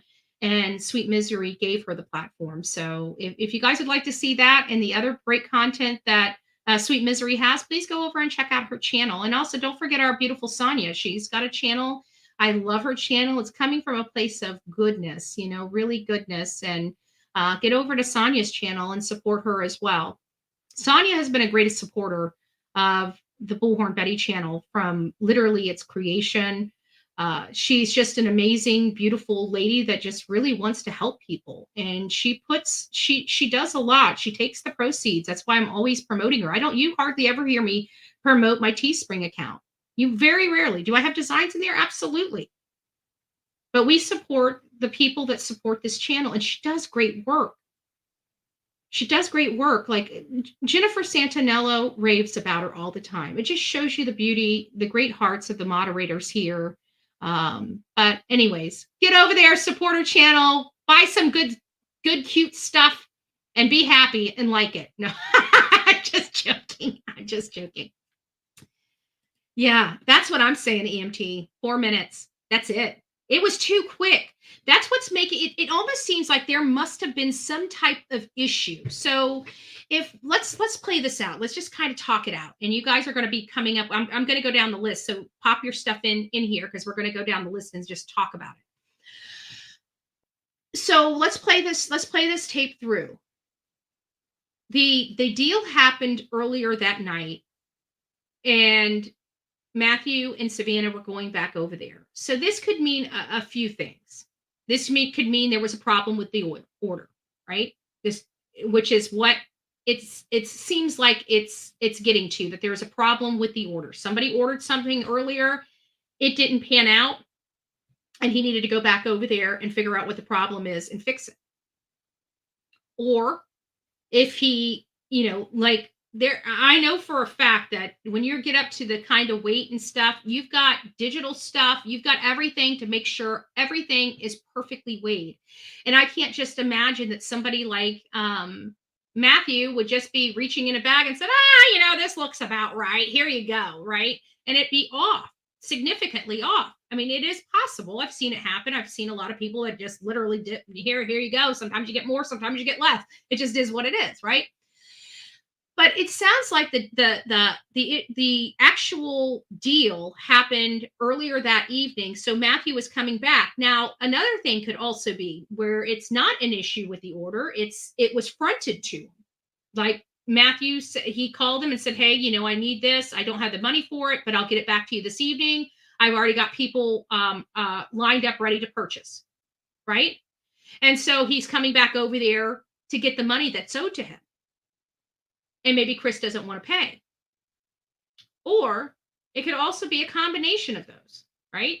So the deal happened earlier that day. It was short. Matthew acknowledged that it was short, went ahead and took the money, maybe was supposed to be back over there earlier that day and didn't come until late that evening, screwing up Christopher. Christopher gets hot and there's a fight. Now, I don't know if that's really, probable. I mean, it's possible, but is that really probable? I guess it could be, but it just doesn't seem like that's the kind of jitterbug stuff that Matthew is. Matthew, he's a heavy hitter. He wants to do bulk. He doesn't want to do nickel and dime stuff. He's way past the nickel and diming.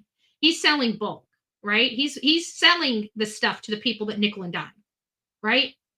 That's the way I foresee it. Now, do I know this for a fact? Absolutely not. This is just based upon my own personal experience down the road I went on. This is how I perceive things. Does it make it right? Again, no, it doesn't. Raymond is one that drug Matthew from the armpits. Probably. He's a big guy. He'd have more strength, and he deals with air conditionings. When you deal with construction and you're dealing with moving really big and heavy items, you find ways to deal with that and handle that. For example, I remember being out with my dad, and we had this huge utility pole. He had to literally purchase a trailer for this utility. You don't realize when you see utility poles on the side of the road, you don't realize how big, how tall those utility poles are in real life when they're on the ground. They are freaking heavy. They got that green shit that's all over them that makes you itchy and covers you in a rash. I don't know what it's called, kerosene or whatever. I don't know what they put in that, what they treat those utility poles with, but it sucks and it's disgusting and stinks and it gets all over you and dyes you. And anyways, it's just me and my father out there. We have no heavy equipment. Huge utility pole. My dad, if you want to know why I'm cheap, fruit don't fall too far from the tree, right? My dad was cheap. I'm cheap. Just kind of comes with the territory. Okay.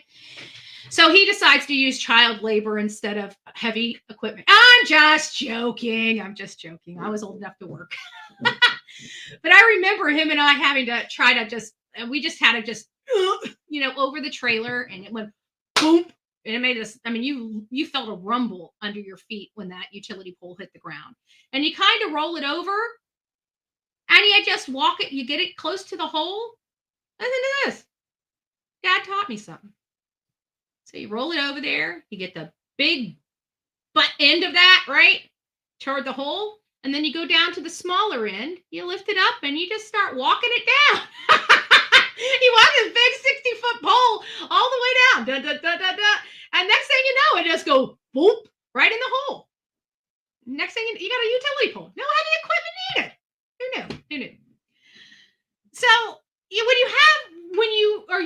dealing with heavy equipment, you know how to carry heavy equipment, and you learn things that are going to work for you. So if Ramon did this hit, he could have probably cleaned it up himself, but he didn't. His son did. So he needs dad's help. And I believe he did get his help. And I believe that. Absolutely. Absolutely. Just seems, well, with the muffling, you know, we're all assuming that there was muffling of the gunshot. And if we assume that there was muffling of the gunshot, then we'd have to assume that it didn't just happen out in the yard or in the driveway. Savanah, we all can confirm Savanah was shot in the car. I think that's without saying. There's a casing in it. It doesn't look like she ever moved from the passenger side car. It definitely doesn't. No indication that she was dragged, moved, or anything. She was a heavily pregnant girl. Trust me, she would have been harder to deal with, in my opinion, than Matthew, because of just the gravity of her belly.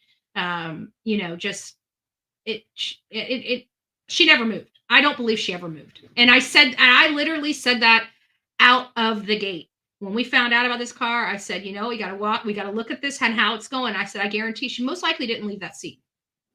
And it doesn't sound like she did. Moneybags, nice to see you. I hope you're having a great day. Blue Victorian Beauty. Oh, it's pretty. Do we know how the car parked? No, we don't. You know, we can speculate, like Pat Gaines believes that the car maybe got into the driveway, that they weren't. And I have to kind of think that, because I'm looking at this road. Well, I guess there is somebody out parked in the road on this one. Here, I'm going to put this back up. So there is somebody parked in the road right here, or maybe they're driving when this was captured. Maybe they're not parked because they're not close to the side. It looks like they're driving.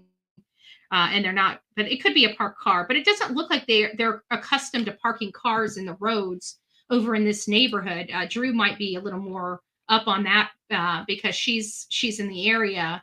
But for me personally, it just doesn't look like, I mean, I'm looking at all these roads and it looks like they must have an ordinance to keep vehicles off the roadways. They have to be parked in the driveways in these communities, because I see literally no vehicles in the roads. So if that's the case, then I would have to think that they would have pulled just naturally, because we have to think that a lot of our behaviors, driving and stuff, we don't even think about where we're going. It's behavior. Our bodies. Have you ever gotten in your car and drove to work, and you arrive at work and you're like, did I even stop it? You don't even remember driving. It's because your body was doing it so naturally. Even stopping at red lights, you're not even contemplating whether you need to stop or not. Your body's already stopping the car for you. So I have to look at natural behaviors, what would be natural. And if everybody here is accustomed to pulling in driveways, then I'd have to say that the natural behavior of Matthew Guerra on this day would have been to pull into the driveway. But I could be wrong, because I do see a car in the roadway, but I can't tell if the car's moving or if the car was actually parked in the roadway. But there's literally one car in a quarter mile that I can see that's parked in the roadway. Like, I'm looking on these back roads a quarter mile away from his home, and I don't see people in the drive. So this whole community, nobody parks in the roads. So you know what, Pat, I think you might be right, because the natural behavior of this person would most likely be to pull in a driveway. Propped up on the door. Yeah, it sounds like it, because it didn't say he was laying on his back in the back seat. It said that his back was facing the door. There's only one way your back can face the door, and that's if you're propped up on the door. Actually, you know what? Let me just see something. Hold on, because I got that crime scene photo that it doesn't have it covered yet. I wonder if we can see his position on here. Crime scene. I'm not going to put it up on here if I can, because I don't want people freaking out, but I do want to look and see if I can see it, because I do have that. Okay, hold on a second.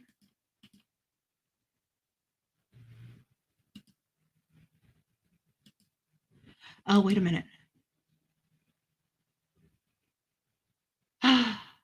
She does have a baby seat in her lap. You can clearly see it. You can clearly see it. And holy shit, now that I know where she is, I can see the top of her head in this photo. I sure freaking can.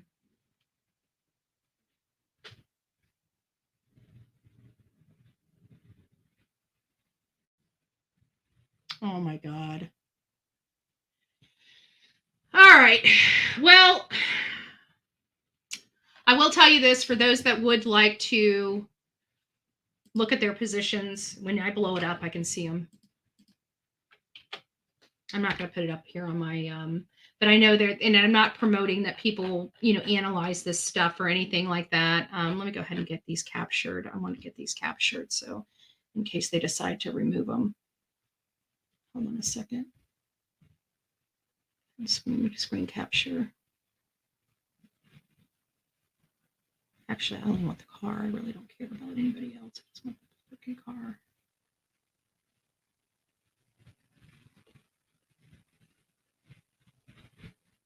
Okay. It's just sad.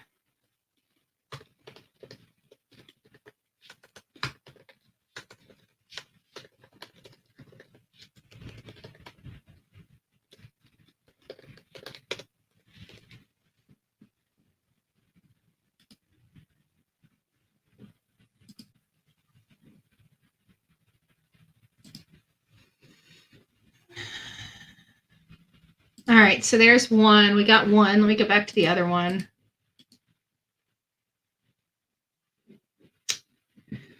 I never did a close look of these photos. I really didn't until just now. And now that I know.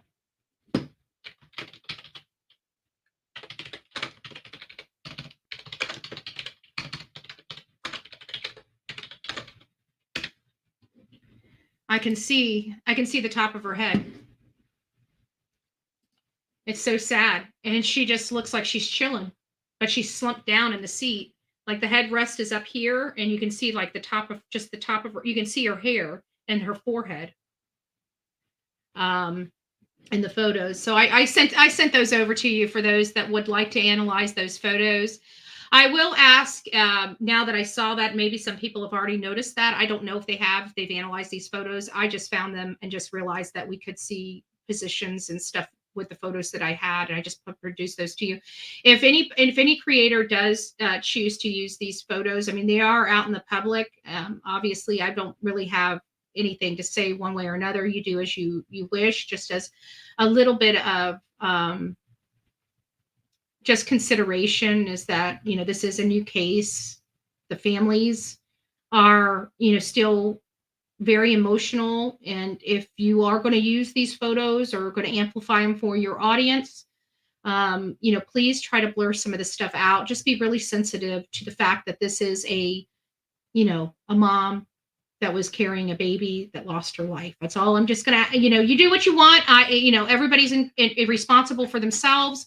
But just please, if take my advice, don't take my advice. It just doesn't matter. I just hope that everybody's respectful to the family. I think this family's gone through enough. And at the end of the day, please, please, please, just think of baby Fabian and just make sure whatever you're doing is honoring him, because I think he's the one that suffered the worst. So please. And sorry, I didn't mean for that to be all out public either, because I just happened to look, and I just, everything's kind of coming live. So you guys got real stuff. Otherwise, I would have tried to keep that to myself a little bit. I think it happened in a different area than the home, because it would have been caught on the cross the street neighbor cam. They did indicate that there is multiple videos of them coming and going from that house. So I don't know if that, I get your point, but I'm not sure. I think they do have videos. According to Myrta's affidavit, they talked about them seeing her leaving the home and coming back with Christopher and Ramon that night. So there are some cameras, but who knows? Who knows? I'm very interested. There's no right or wrong answers here, because we're all kind of guessing here, right? We're all kind of guessing.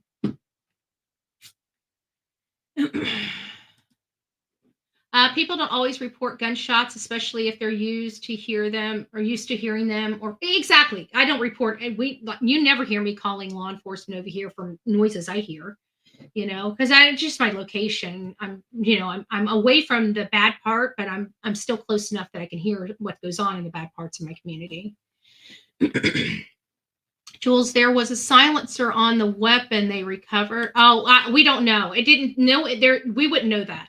There is no indication one way or another. Anybody that says that there is, it might be speculating, because all they've said is that they've recovered the murder weapon. And then that's from inside the home. And then it wasn't until Myrta's arrest that we realized it was her gun. So they found the gun we knew they found the gun in the home when they arrested Christopher and Ramon, but we didn't realize it was Myrta's gun until she was arrested.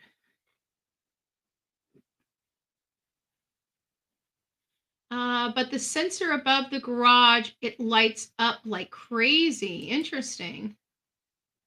But it still was midnight, though. I just don't know. I mean, I don't know. I guess the question would be, and maybe you might want to just test this theory out, Drew. What night did it happen? Was it a Friday night or a Saturday? It was a Friday night, right? The 21st was a Friday. Was December 21st, 2023. Thursday. So it happened on a Thursday night into Friday morning. So, well, we're a week away. So maybe, Drew, since you're in the community, this might be a little test. Maybe around 11 o'clock at night. Well, if you're up, I know I couldn't do this test because I'm never up at 11. I'm snoring. Actually, the only time I'm up at 11 o'clock is if I go to sleep too early. And that just happens to be my natural time of waking up. I usually get 5 or 6 hours. So if I go to sleep at like 6 or 7, I'm up. I'm up at midnight. But maybe next Thursday, that could be a little test. I mean, not that every single Thursday is like every other Thursday, but it just might be one of those things where you could just kind of cruise around and just see what the life is like in that community on a Thursday night. Thursday night is typically a day before payday in most cases, because most people get paid on Friday. So, you're looking at more people that are probably, waiting for their paycheck. So they're probably not up and out and rowdy and everything like that. I don't know. I'm not from San Antonio, so I don't know the lifestyle out there. I know, like, around here in this sleepy town, you got people moving all hours of the night, but it's not a lot at night, though, compared to the day. I don't think police care where it happened, who and why is more critical. Well, I think they got the who and why. So now it's kind of where did it happen? We know who and we know why. It was either a bad drug deal or a robbery. We know who. Christopher Preciado is the one that pulled the trigger, according to law enforcement, and his dad and stepmom or mom helped him cover it up. So we've already got the other half of that, the who and the why. Now that we know who and why, now we want to know where. And we even know how, right? We know it was a gun and we know it was Myrta's gun. So maybe they had a designated meeting spot on Charlie Chan. That could be possible. They have a designated meeting spot, but it couldn't be too far from that intersection is the issue, because the car pinged at that intersection or near that intersection. And when you're talking about near an intersection, you're talking about 25 feet. That's what I would consider near. I mean, I wouldn't be thinking near as 1,000 feet down the road. Near to me would be within a few feet of something. So they're saying that it was near the Charlie Chan and Cary Grant intersection. And at the time that they pulled up at that, wherever that was, whether it's their meeting spot or what have you, that car did not move until it was heading to the apartments to be dumped. And that was with literally within 4 minutes. So if it was down the road, the way I'm looking at it is, so if it was down the road, he would have had to walk back home, get mom or dad, go back there, load the body up, then get on the way. And I would think the whole walking back and forth would have ate a bulk of that 4 minutes up, depending on what it is. Even that lot down the road, I don't see Christopher driving their car until Matthew's body was in the back seat, because again, the car did not move for 4 solid minutes. Wherever it pulled up to, it stayed there until it was going to be dumped. So again, it comes back to that, it being near that intersection and it not moving from that intersection until it was going to be dumped. That's what's making me feel like whatever happened in front of their home or at their home near that intersection. Their driveway to that home is near the intersection of Charlie Chan and Cary Grant. So, but you know what? Just because it makes sense in my brain doesn't mean it holds water, right? It doesn't mean it holds water. But I think I'm a little more confident that it happened at the Charlie Chan driveway or Charlie Chan address somewhere on that property. I think whatever happened on that property. That was where the focus was. I don't think I heard anybody reporting that they were doing an investigation at a vacant lot or, collecting sampling, like, if let me just explain it like this. So if they were down the road and Matthew was out of the car and got shot outside of the car, there's going to be a blood pool at that scene. They're going to have to collect the evidence from that scene. So they would have had to go out there with their forensic teams to that vacant lot to do their testing and take their photos and do their investigation where the crime happened. We didn't see that from law enforcement. The only place we saw law enforcement go was to their home.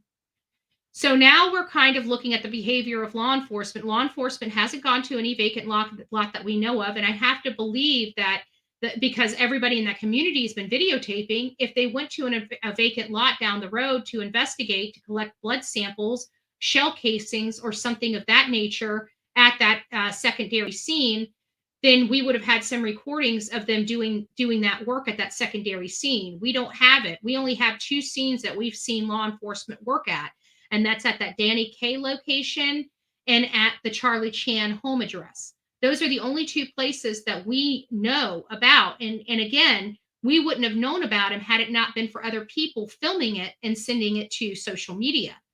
So I'd have to think the people in that community, they see those officers move down a lot. They're going to have that on front page of every social media that they moved down to the lot. They must have been killed at that lot. But right now we have 2 locations where they were dumped at and where they were killed at. And there's been only 2 locations that have been searched. And I have a funny feeling one's the dump location, which we know is corroborated. And I think the other one's the kill location. I think it's the house. I think it's the house somewhere on that property. I don't think they were down the road. I really don't. But we'll keep reading and see. Maybe you guys can put me on the fence. A lot of people who own guns own silencer. I myself used to own 2. A silencer used in the garage, no more would know. I don't know. I've been a gun-toting owner my entire life. I've never owned a silencer. I've never owned a silencer. I've never possessed a silencer. I know how to make one. I've never even made one, but I know how to. I know how to make I know how to make one out of just household items, and I know how to make a silencer using steel and actually making the silencer itself out of steel and other components that can twist onto the end of your gun. I can do both of them. Never done it, but I know I can. I won't tell you why, but I know I can.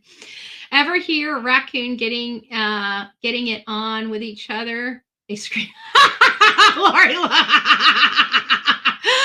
Lori, only you. I think everybody in chat. I know I'm just getting it. Everybody probably already seen that and started cracking up, and I'm just getting to it. Oh, yes, I probably should be living in a place called near Houston. Let's see, maybe next door neighbor that took everything down. would call the police for sure. Yeah, I would think. I don't know. Moneybag says, I bet he went inside the garage or in the house because the parents helped so fast they knew that. Good perspective. Is it Moneybags or Moneybags? But good, very good perspective. Very good perspective. Yeah, that does make kind of make sense. I got to tell you, 4 minutes to drop 2 people and to and to get the car moving. That's quick. That's quick. How long is 4 minutes? How long is 4 minutes? Let's see here. Yep.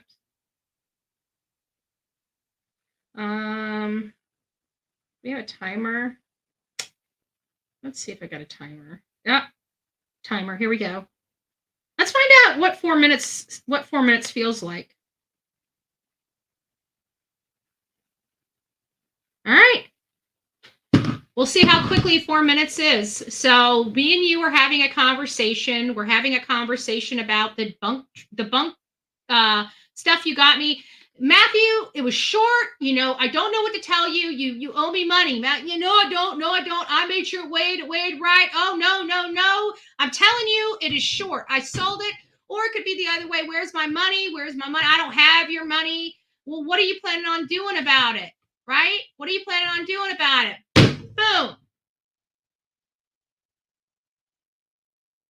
Go over to the car. Boom. Right?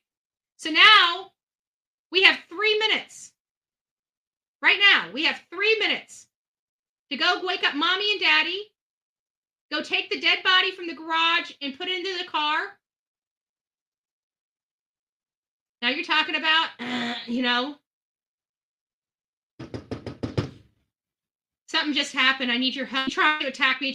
What's going on? I need you to help me. I don't know what to do. Oh my God, I got this down here. Can you come help me? What is going on? Parents are going to be like, what happened? You're freaking out. We've had kids freak out before, right?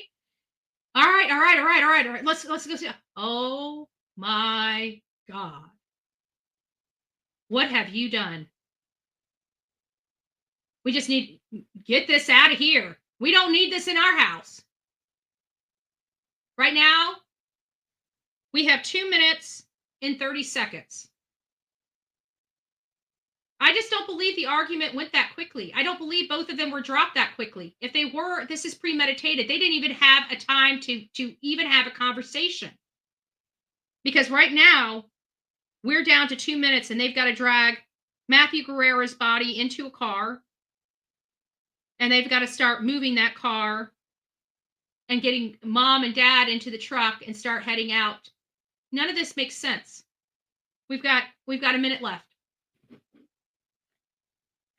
I don't know how that works. I really don't. How did you guys get home after he parked the car? How did the guy?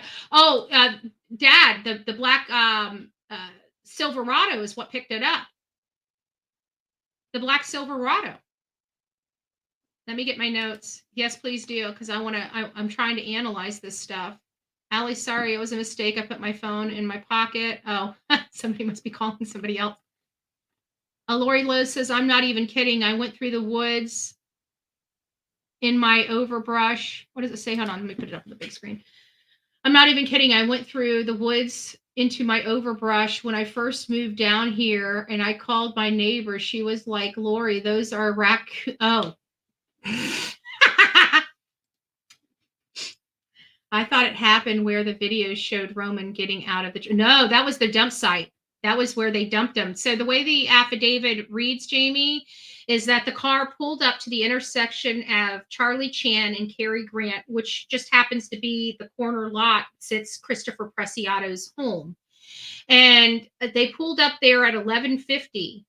The car does not move from whatever that location that car was parked at, did not move again until 4 minutes later. And 4 minutes later, it goes directly to the apartments to dump the car.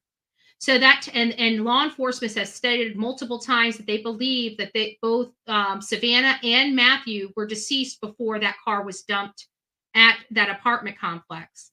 So it literally, both of those people were deceased in less than 4 minutes.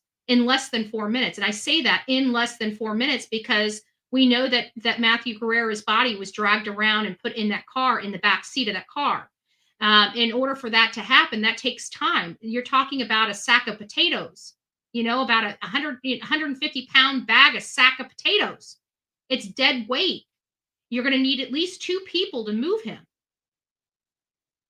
So that's going to take a few moments to get him situated, to get him to the car, to get him pushed through the back seat of the car, to get him propped up so they could even get in the car to leave, to go dump him. To me, my phone just turned off. Hold on a second. I was in the middle of my. Oh, I thought it was going to go beep, beep, beep, beep, beep, beep, beep. It didn't beep. It didn't beep. So I don't know that other minute, but it's just not long enough to have an argument, is my point.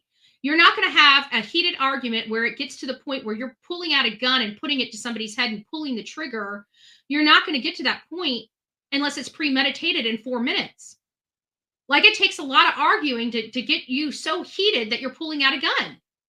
It to me sounds like he either owed Matthew money and Matthew was coming over there to collect the money and he didn't have the money to give Matthew, or he knew that Matthew was coming over there with a wad of cash and wanted the cash. Because law enforcement told us the deal happened earlier that night. It didn't happen. Matthew was not coming over there, from my understanding, to drop off the drugs. The drugs had already been dropped off. So why was Matthew going back a second time that day is my question. Let's see what else we've got here. It's okay. Jamie, I know I couldn't. I know, right? I couldn't do it. I'd be so paranoid. I don't know who. I don't understand. I think that, a friend of mine was sitting here talking about, the true crime and everything that goes on that we deal with and whatnot. And, we're talking about the popularity of the genre and why it's so popular. And I think that it's in part of people's curiosity, just normal curiosity, not even the morbid curiosity, just normal curiosity. I think it to us, to normal people, and I'm even talking about even the nuts that are out there. We're still all normal to some of these animals, right? And I just believe that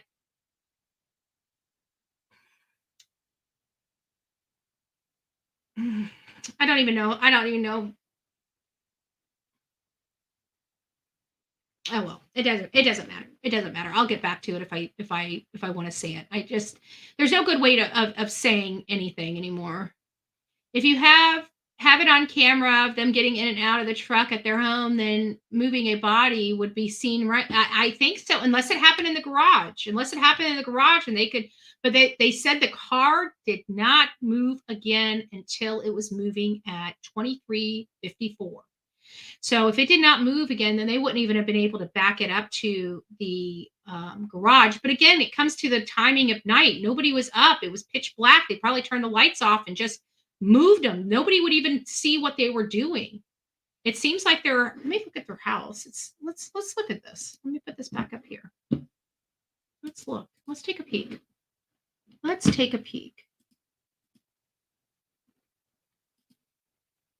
And I want to put my person down there. Okay. So can I get my person? Okay.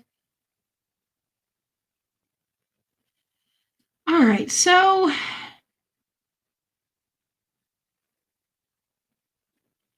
let's say, so here's the black. I can't tell if that's the red one. There was a red one over here. So let's say that the red car's here, the black car's here, and the truck is here. And let's say that Matthew pulls right up in front of the truck here. There's a fence here, so nobody on this side would be seeing what they were doing.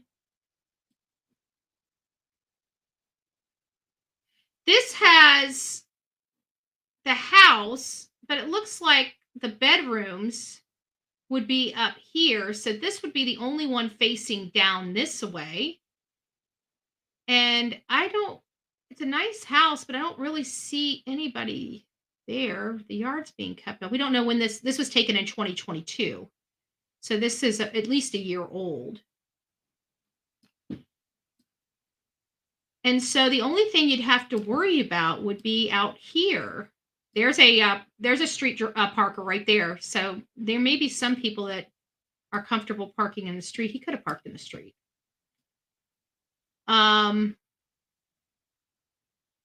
So really, they would only be worried about this house here. This house here, because they got an elevated view with the windows up here. This would be kind of blocked by that tree. And this house here. So we have 1 house, 2, and 3 houses that they would have to be concerned about what could be seen here. But I have to think that these trees do obscure this line sight of this house here. The front door being here. So this is the living room. This is most likely the kitchen. So this would be the only bedroom on this side of the house. And that could be a den as well, based on my knowledge of construction. So really, they've only got 2 houses that they would have to be concerned with. And it's this house right here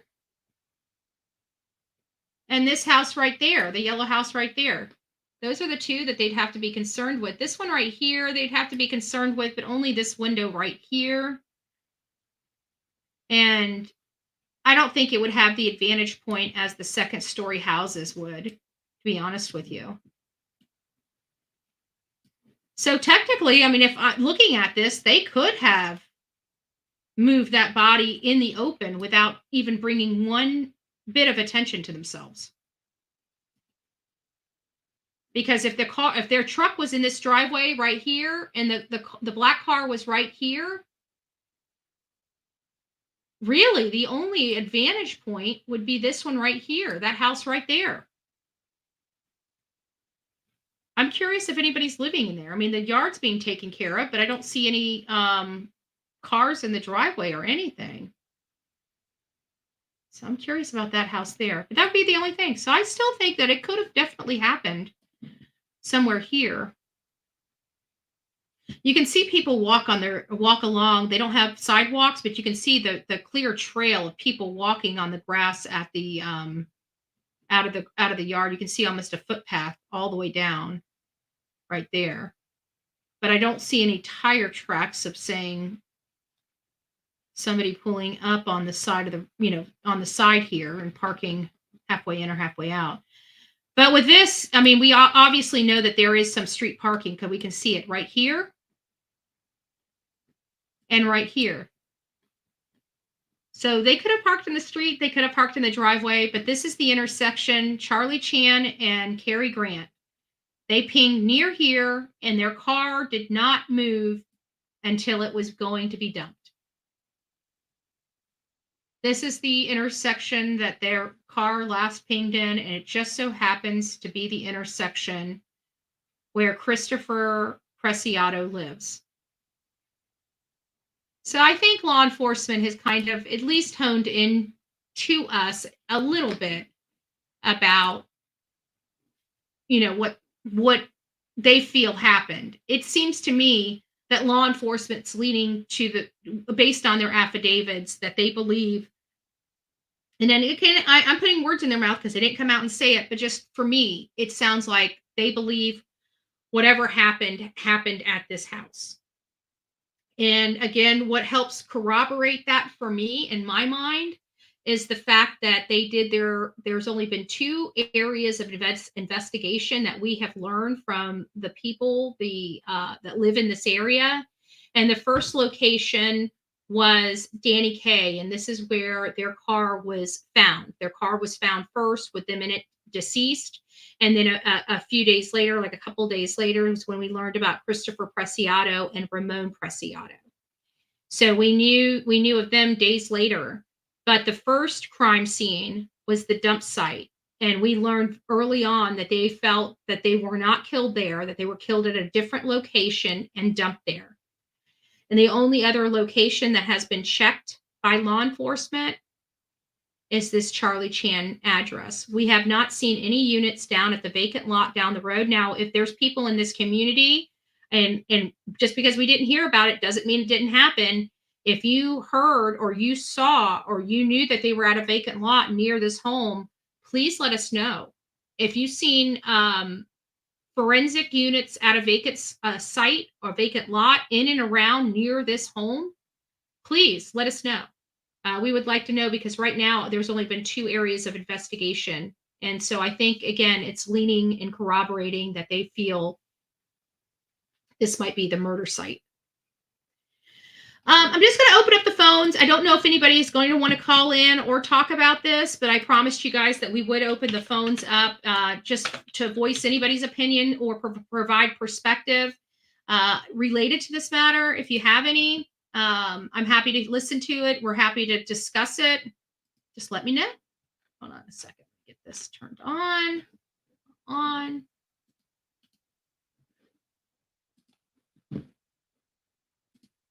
All right, guys, we are officially on. Our phones are up, 724-249-6140. Again, 724-249-6140. I'm just going to leave them open for just a few moments. If somebody calls in, we'll carry the conversation longer. But again, if somebody doesn't call in, I'm kind of done with everything I'm going to be presenting to you guys today. Did I have another story that I wanted to show you guys?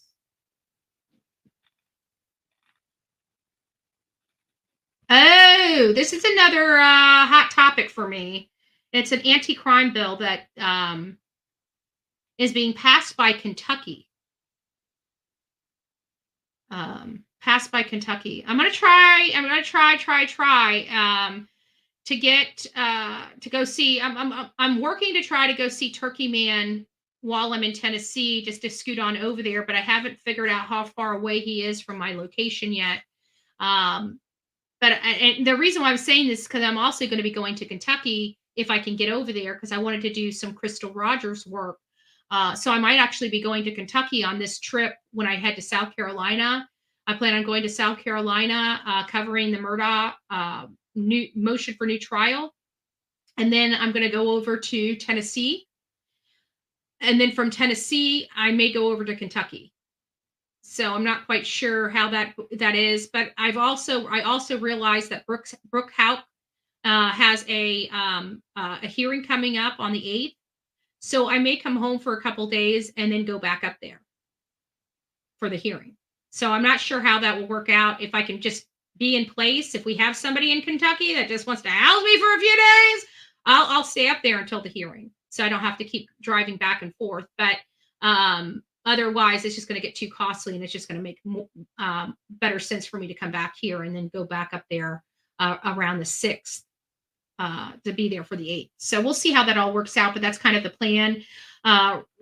Crystal Houck's case is Crystal Rogers' case and Brooke's house. It's a crazy case. It almost reminds me a little bit about like Alec Murdaugh. The Alec Murdaugh case, about how they had this, this wealth, this prestige, this power in this small community, and they wielded it. Well, I kind of feel like that is this case. That is Brooke Houck's family. And like I tease all the time because his mom looks just mean. I call her Mafia Mom. And his brother has been kind of accused of executing Crystal's father when he was looking into answers to what happened to his daughter. So it's like all these things. I mean, this is really, it sounds crazy when I say it like this, but it's kind of one of those sexy cases because it's got all these twists and turns to it. It keeps our attention, and it's like we're always waiting for that next shoe to drop in this case. It's like, who's going to be arrested next? And that's really what's kind of got my attention to this case, because it's like when you just don't think a case can get any crazier, right? It just like, it's the case that just keeps on giving. It was almost like a Murdaugh case. And Murdaugh, hell, I said that about Murdaugh, and it's still the case that keeps on giving. So I feel like that this Crystal Rogers case, it's got a lot of like almost like corruption scandal because Nick used to work for the police department, the Bartsfield Police Department, or Bardstown Police Department, and of course Jason Ellis was executed right after working with Nick Houck, and Nick Houck's accused of executing Crystal's father. It's like that the case is just a case that keeps on giving these weird twists and turns through the entire thing. So it has my attention, and it leaves me almost like, when's the next arrest? When are you guys going to put Nick behind bars? When are you guys going to start seeking justice for Tommy Ballard? It's like, I'm almost like every week I'm waiting for the arrest. I'm waiting for this, and it just seems to never come. And then right when we think we're not going to get any more arrests, something like Steve Lawson pops up where he's getting arrested, and he's been working on a transactional immunity agreement. So he must have lied about something. That's what we assume.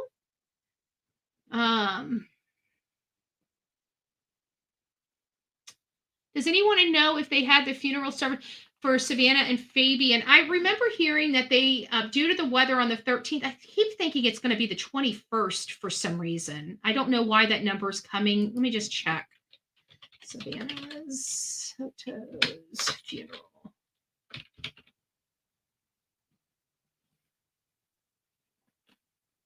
The 22nd. The funeral will be Monday, the 22nd, 9 a.m. at St. John, the Evangelist Catholic Church. It's at 4603 St. John's Way in San Antonio. Again, 4603 St. John's Way in San Antonio. It was rescheduled for January 22nd, 9 a.m., where both Savanah and Fabian, baby Fabian, will be officially put to rest. It was really sad because I heard that Matthew's parents said the baby looked like Savanah. And I can't even imagine. I can't even imagine.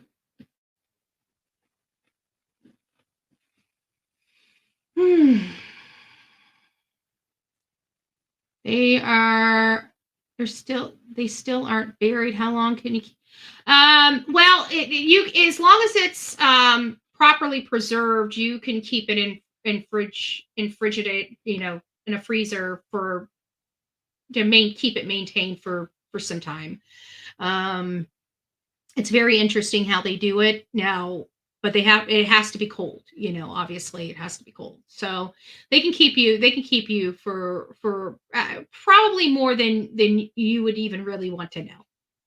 I'll leave it at that. I'll leave it at that. Our guidance can just tell you. Yeah, it's kind of gross, but they preserve you. Okay, you're when you're in that casket, you can pretty much say that you're most likely being preserved. You're preserved. Okay. You know how you get how we talk about how we don't like preservatives in our meat? It's because we don't want to be preserved. I need to stop. Everybody's going to be like, I ain't buying meat no more. All right, guys, I'm done with my show. I hope you have an amazing Friday. God bless each and every one of you, my beautiful coffee beans, my BFFs. I hope you enjoyed this conversation a little bit. I think it really did glean us a little bit of light into what happened. We're going to still keep going down this road. I'm not going to be on Savanah Soto every single day, but I want to keep you guys up to date because, again, this is a case that really pulled at our heartstrings. So it's not like that we're just going to, turn our back and go away. We do want to see justice happen, and we want to know what happened. We're nosy. We're just kind of nosy like that, We want to know why this happened, where this happened, how this happened. We want to know to the second this happened. We want to know, like, literally everything. We want to know what Mirta's involvement is, what Ramon's involvement is. We want to know literally everything. Well, hello, it's me too. Hi. Figured no one's calling in, so I call in. Believe it or not, I've been so busy, I haven't even gotten to read the reports that came out, believe it or not. I've been actually multitasking while you've been doing your live today, so.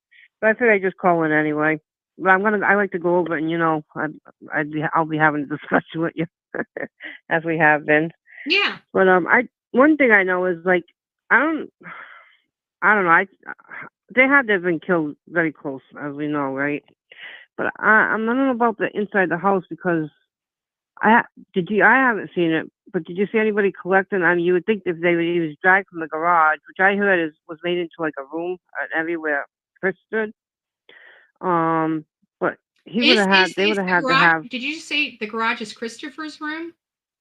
That's what I've heard many times. Yeah, And that that's where it was made happened. into an area for him. And For him to. that's where it happened. I guarantee that's where it happened. If he's right there, yeah.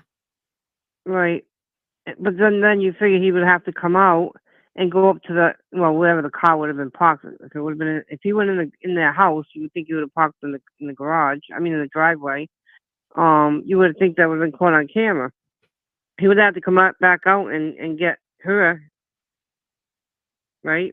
Yes, but In I the heard car. this is what I heard. Now it's not in the report, so we have to take it as rumor. But I heard that Right. that they did delete camera footage from their whether it was Ring or Blink or whatever the number of different camera apps there are. Yeah, they did.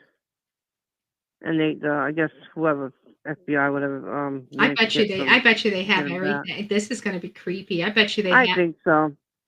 I just find that to me they didn't look like it was a big crime scene though. The way they searched that place. If You it know, was in it a condensed well, think about it. If it was in a condensed area, their search area wouldn't be very big. If you really think about I mean, there was only 4 minutes. It's not like they were that, Matthew lived in this house and he was upstairs and had to be drugged down, stairs and steps. It sounds like wherever his car was, he was just feet from his car, whether it was inside the right. garage or outside the garage. But it does sound like now that he was outside of that car. That's what I think. I think what happened is well, I don't really know, but I'm trying to just put things in my head. I have a feeling maybe because we're only the one case, and maybe Matthew got out of the car. I think I ran this by you. Got out of the car, maybe kept his stuff in the trunk, and went to go get it, and the gun went right to the back of his head. He was, that fast. Interesting. Yeah, And then put him right. Now I don't think the body was dragged far because I think we would have seen evidence of them searching and taking pictures of all that driveway, and there would have been, blood. Yeah, but I almost think that if he would have been killed out in the driveway versus inside the garage, we would have seen some blood drops or something when everybody was watching them going into the house. They wouldn't have trampled right on where he was shot on the backside of his car. They would have been collecting evidence there, and they went in the house, not outside the house. I wonder if it was like alongside the fence, right around where there's a side of the living house. area. That was a long fence. There's a big fence. There's a big backyard. Yeah. So I wonder if they pulled up there. But I was thinking, he could have got, a lot of people, they like to drive around with that stuff. They put it in the trunk, thinking it's safe in the trunk. And, I'd like to know, and I haven't seen anybody. You don't see anybody that seems to know if they knew each other very well. You know how, you know what I'm saying? But if they did, he could have just went to the trunk. When he went to pull it out and he got the gun right to the side of his head, it was like premeditated, Yeah. Got him there, got him in the car. And a lot of people keep saying, that he could have got him in the car alone. Well, I don't know if you ever watch a lot, the Jodi Arias trial. Mm-hmm. And, I mean, she was a tiny, tiny thing. She managed to drag him down the hall and get him into the shower all by herself. Yeah, but I'm pretty sure she had to use a sheet or a blanket, something to drag him. No. She didn't? No. She dragged him by his bits? Yep. And she brutalized that guy. He was, killed 3 different ways that way. If you remember the case. Was she drug him up but it would have taken more than 4 minutes for her to do all that.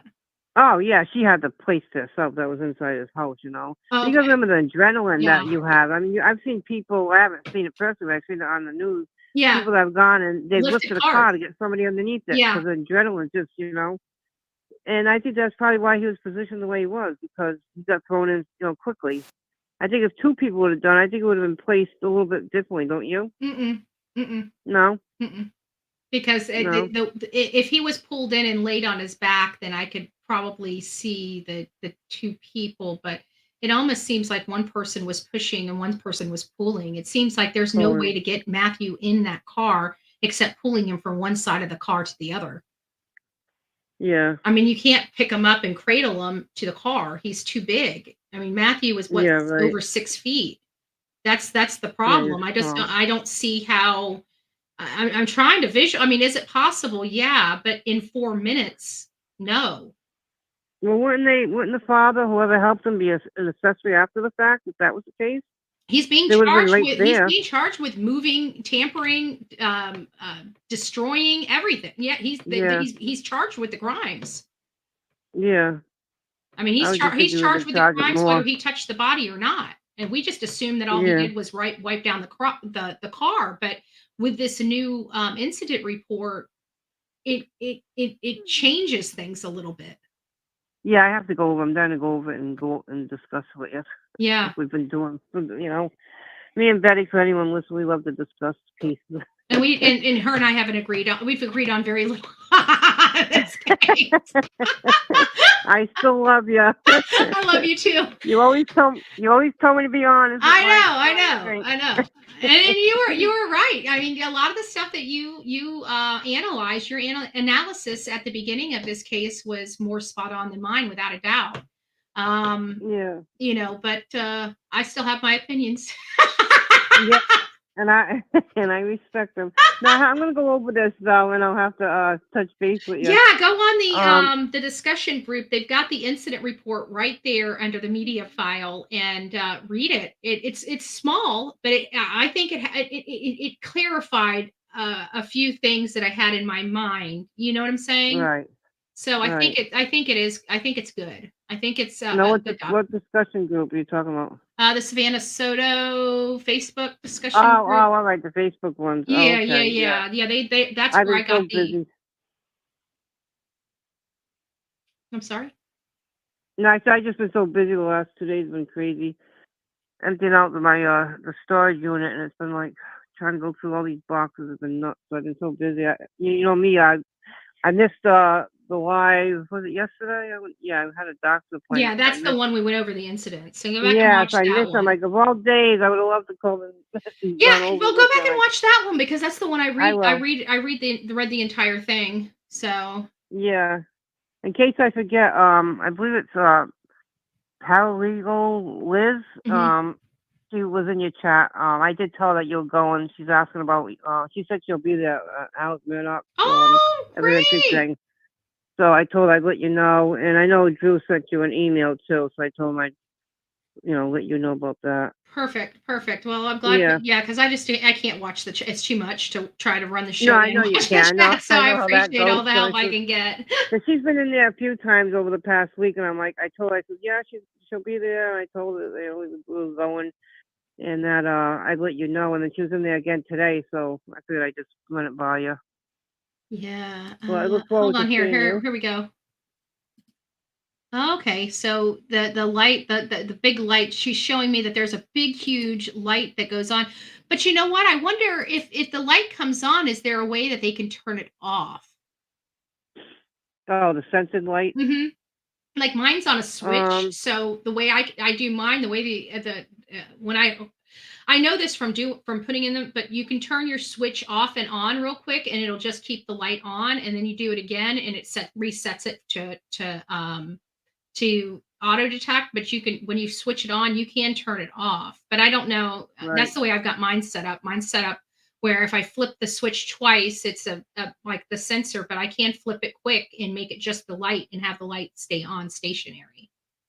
Yeah, they probably didn't think about it in the panic. Yeah, I don't know if they would have, but even at night with the light here, I mean, it's still, let me just, I'm going to come right back to you so nobody can hear you when I do this, but just give me just a second and I'll let you know when you can talk Okay. again. She's still on the phone, guys. I just wanted to show you guys this. So thank you, by the way, who Drew that sent this to me. So there's the front of the house, and even kind of closer to that end of the driveway. Yeah, it's lit up, but it's not.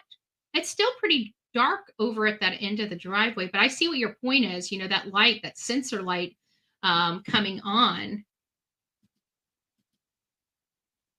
So there it is. It's pretty bright. It brightens up the front of that driveway. Thank you so much, Drew. I appreciate that. So this is the house at night. So you do so there you guys have it. I mean, I don't know. It looks like it's pretty bright. Would they have been so bold to do all this? Would they have been so bold to do all of this in with the lights on and just moving because they had to have moved the body. We know it was dragged. And we know it was dragged. like now I'm just my mind is like literally blown right now that they would have done this, not just like oh my goodness. Karen, did you see that on your screen? Oh, okay, gotcha. Let me put you back on so I'm everybody gonna can put hear this. you. I'm gonna put it on though. I'm gonna put it on. Yeah. Um. You can't. Drew just sent us some photos of the front of Preciado's house at night, Okay. and the big Yeah. huge light that comes on at night. It lights up the whole front of their yard. But when was that taken? Was that taken, Drew? Was that taken right after the event, or did that make? Is it possible that they put that light up like after the car got vandalized? I just out of curiosity. Anyways, all right, Karen. Sorry about that. I just wanted to go off on a That's little okay. tangent. It just the only thing that's confusing me. I got my head premeditated, but then again, this was premeditated. It wasn't very well thought out. I don't know. What do you think on that? I mean, it kind of seems like everything was done in a panic. I don't know. But then again, I go back and forth with the premeditated. Like this was premeditated. Like I don't know.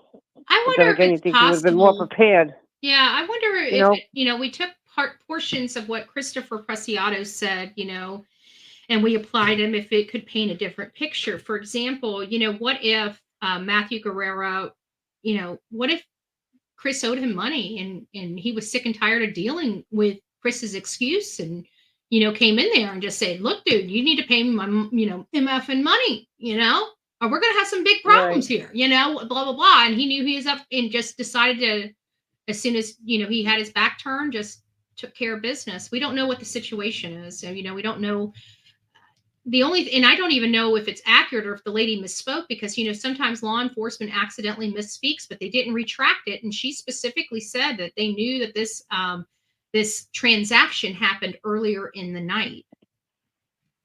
Right. Yeah, I know. That's coming from the mother, though, right? No, that was statement. coming from the cop that was doing the press conference. She was answering one of the questions, and one of the responses was, "Well, we know that the marijuana deal happened earlier that night."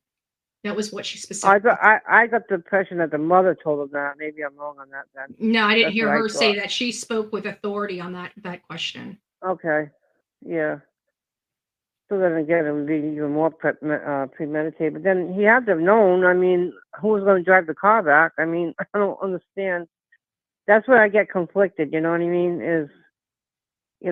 He drove the car, so it was like, why wouldn't he just gone somewhere else? Did what he did, and then take off running. He was close enough to home. Well, So I'm going back and forth with premeditated. one thing Yeah, we go ahead. don't have here, Karen, and I just thought about that as you were talking, is we don't have any calls or the communications that happened before Matthew arrived. There may have been a heated argument before he arrived, and by him arriving, caused the issue to Right. erupt. I never thought about Yeah. that. And it just popped in my head just now. 'Cause it all happened so quick, and that's, I'm thinking in my head, premeditated, and I'm like, it was very messy if it was premeditated, He had to have known. I mean, if he was going to do it the way he did it, he had to take the car somewhere. I mean, why not just do it off in the woods? I don't know. But I'm sure, Matthew would have met him somewhere odd, would have been kind of Yeah, suspicious. but they didn't. I mean, the reports, we can speculate that it happened down the road, but I'm telling you, Right. these reports are saying it happened there. Yeah. And the law enforcement they obviously, they can't give us everything, which, can't Yeah. blame them.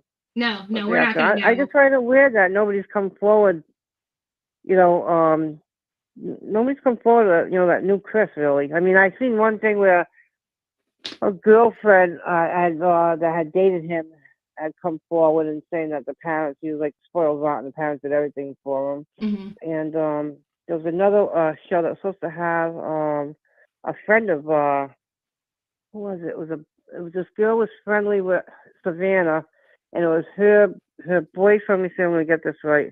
Her boyfriend dealt with Matthew, but I didn't get to watch. I gotta go back and see if I can. Well, when you see go if back to see, send me that link if you wouldn't mind. I will. Yeah, I'll let you know the guy that's doing it. Okay. Because he was supposed to do it one night, and then it got canceled to the next night, and I never got to watch it. So I'm gonna go back and check on it. All And I'll right. let you know, 'cause I figured you want to see it. But, Yeah.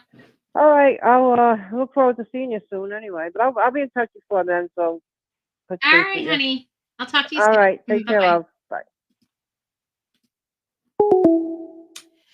All righty, guys. There we go. That is the end of our show. Went over a little bit, but that's okay. It's okay. It was a great conversation. It was a great topic. I think we're kind of whittling down. Tomorrow, we're going to be bringing up this topic a little bit, but I'd like some opposition to the topic. Like, I'm thinking it's at the house, and I would like somebody to come up here and tell me something that they think different, so we can look at that avenue, because my mind only works one way, so I need somebody else's mind to work the other way in order for me to look at the other side of it. So that's what we'll be doing tomorrow. What else do I have here?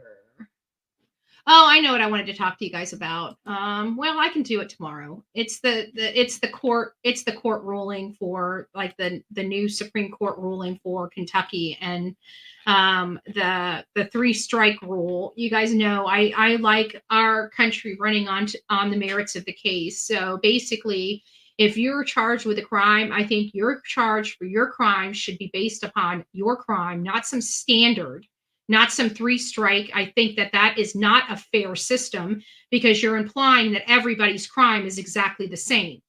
And I totally disagree that everybody's crime, even if it's murders or crime, I just don't like it. For example, if somebody needs to be in jail for an extended period of time, the judge needs to put them in jail for an extended period of time. I could care less whether they have done 3 strikes or not. If they're a violent offender, I want them being charged as a violent offender, and I want them to be going to jail as such.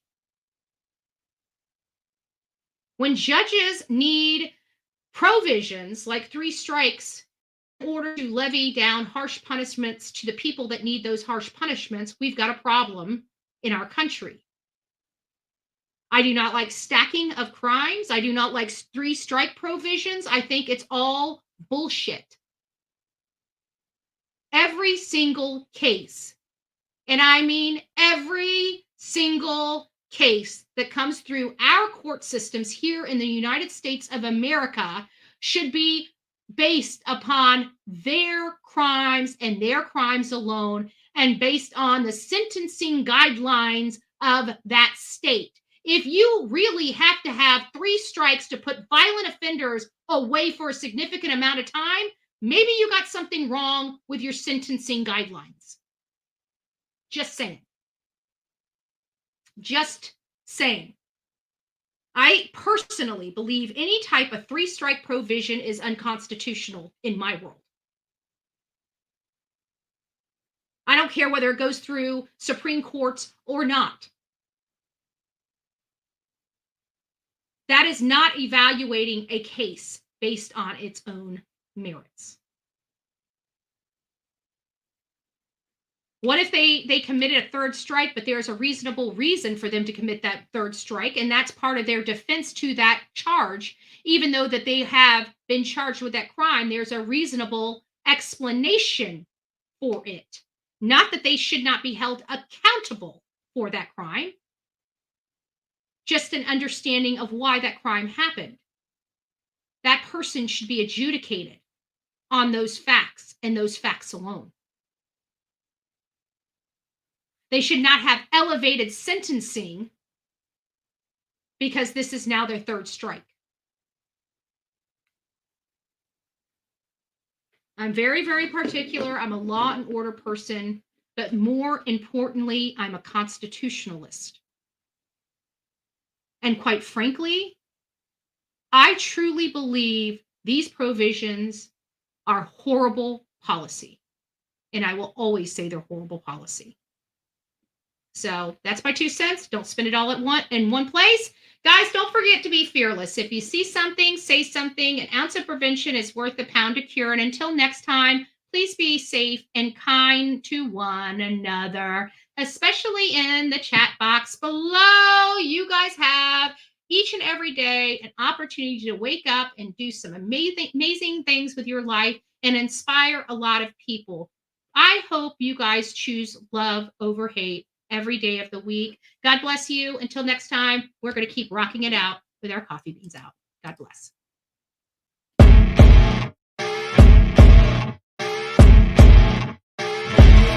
As you wake up in the morning, you want to find the latest, greatest information about criminal cases and have an intuitive conversation about the suspects associated with these cases. Head over to the Bullhorn Betty channel on YouTube.